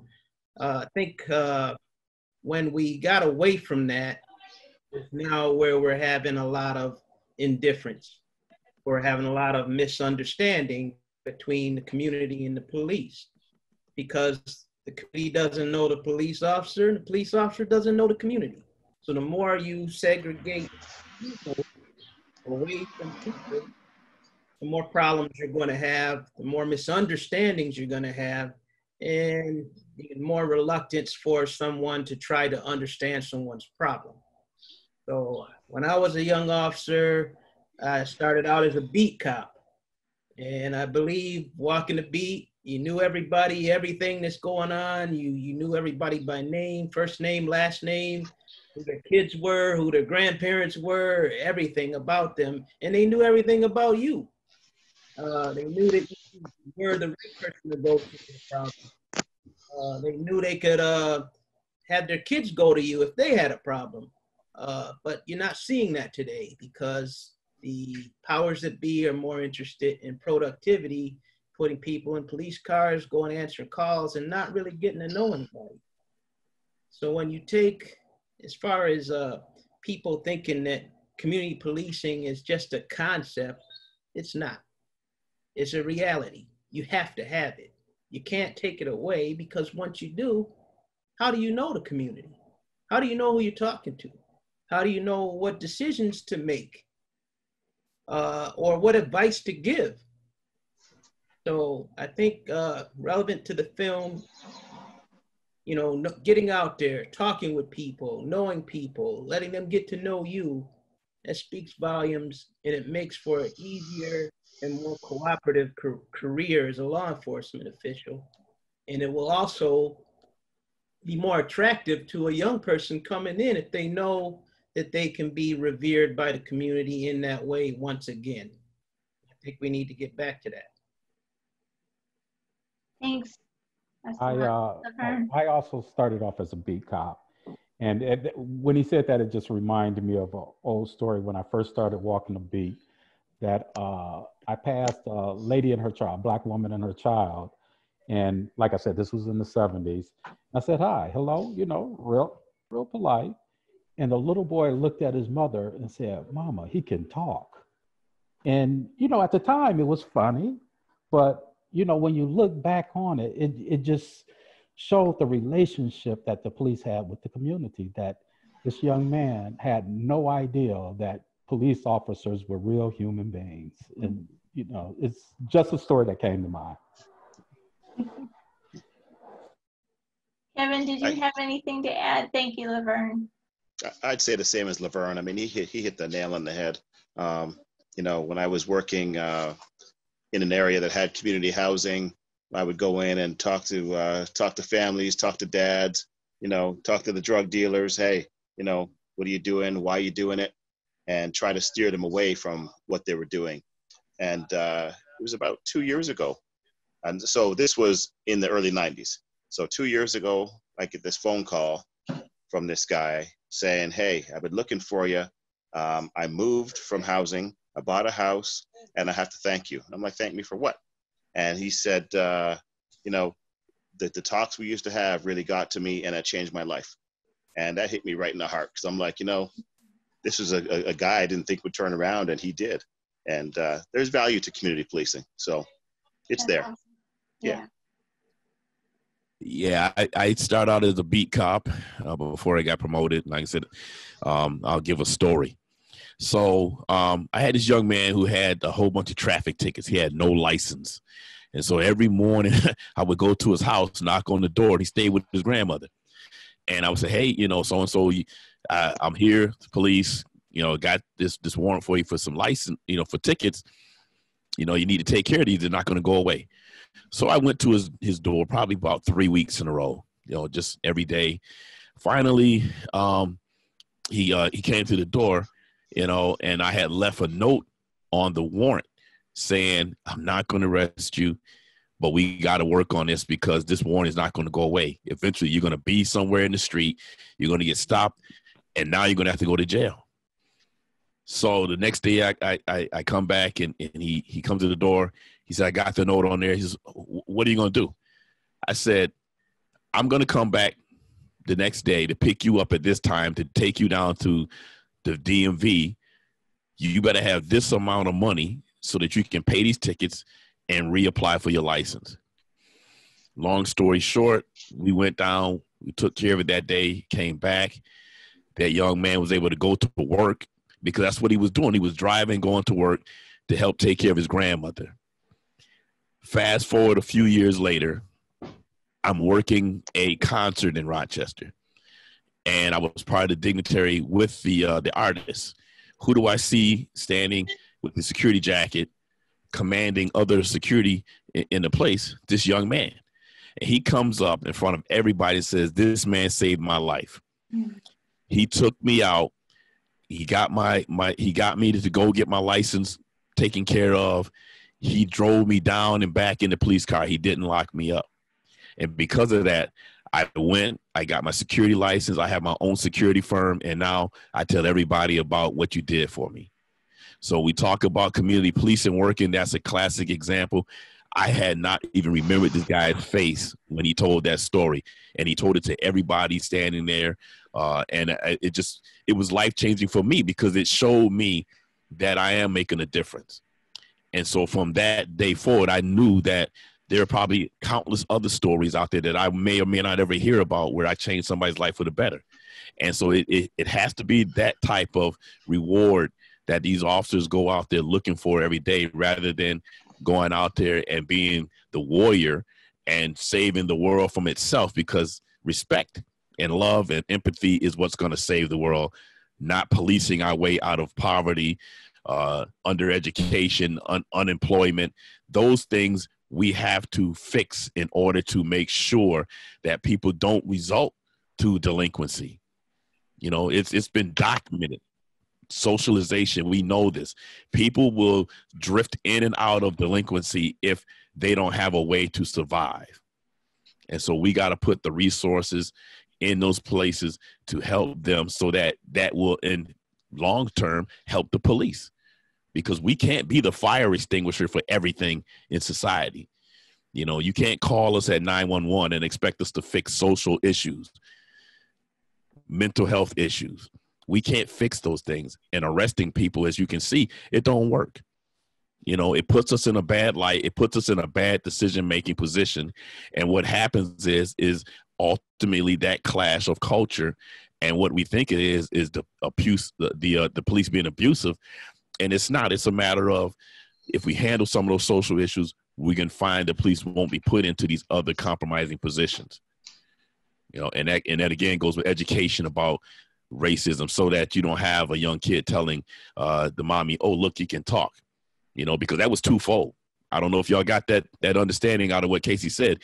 Not only was it the police not interacting, and he's seeing that the police interacting is humanity, but also if that kid was white, then he's probably thinking, "Oh, that black person can talk." So we have to understand that there was two things happening with that story that he gave there. And that comes back to, how are you taught in your home? How are you taught to view other people? And so we have to start at home and in the school, understanding one another's cultures, so that way when we get into these other positions of authority and other places that we work in, we don't bring those biases and those microaggressions with us. I'm very glad that you addressed that, Marvin. Thank you, because that was one of the things I was going to say next, is that there were a couple of times, you know, that it was mentioned that there's not time to educate, and while you're on the force and policing, and I understand that, like I understand that statement. However, where does it start? Like, it has to start somewhere, right? And so I think that things like this, and continuing to educate in discussions like this, and making this film is so important, and why it was so important that we shared that today, because I think that it's just one step in the education process, and there's a whole lot of education that needs to happen. So thank you all for being on our panel today. Thank you for creating the film. Thank you for your time, your expertise, all of the humanity that you've shown throughout the years, all of you.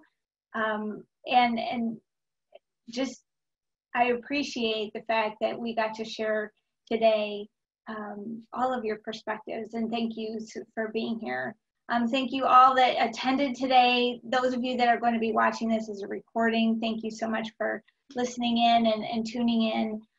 Really appreciate your time and your desire to know more and to educate yourself and to share with other people what you've learned. So does anybody have anything else, last words that they want to share?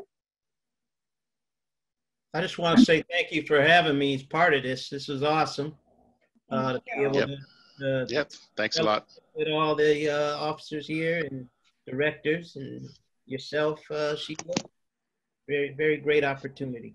Well, thank you. I appreciate you being here. I really do. So, anybody else? Thanks from Canada. Thanks from Detroit. All right. That's awesome. Well, I love that we had an international bent to this today. You know, like I was really excited when I learned that you were from Toronto. I was like, this is awesome. We've got an international thing. Because I think that there are, I mean, obviously there are so many problems systemically in the United States, but it's interesting to see that that Canada has already overcome some of those things, that there is a very different diversity perspective there, and so it was good. I'm really glad that you were here and were able to contribute to that, because I think it showed me that we have steps still to go, and it's good. You'll get there. I'm confident that we can. It might be slow going, unfortunately, but I think that progress is being made. And the fact that we're having this conversation, when this film came out a couple years ago, it was, there wasn't that kind of interest. There were they did some showings and they had a great turnout. But even when we talked about being on the news and being, embracing media and things like that, they didn't get phone calls back. Nobody kind of picked up that. And I think today it was a very different climate. And so it was very interesting that the media took advantage of the fact that they could give them a platform. And so I think that, it's slow, but it's coming. Validation. I tell you, you nailed it, Sheila. I thank everybody that took the time out to be a part of this, the panelists as well as the participants who signed in to listen and watch. Like when Mikhail and I put the film together, we hit a wall. None of the media want to pick up. They thought it was too controversial. And so, now to have them want to interview us to talk about it, I even had, some law enforcement around here who said that they remember us doing the film and said, man, this is, we didn't believe you back then. And now they're like, we believe you and you saw what we couldn't see back then. And so it's just right now, I'm just full of emotion because this thing has, has taken off like this and people want to hear and they validated Mikhail and myself with doing the film. And like I said, for my cousin and my brothers here, man, I just so appreciate them being a part of this because we had a hard time trying to get people of color to want to be interviewed for this film, which is why you saw DeBelka and Anne-Marie, others that were interviewed besides myself and Captain Price, who were the only two officers of color. Which is so interesting. So I just, again, thank you, everybody. Thank you for coming and tune in. We'll have, I'm sure this is the first of many discussions that we could have. So we'll keep you posted. Thank you so much and bye for now.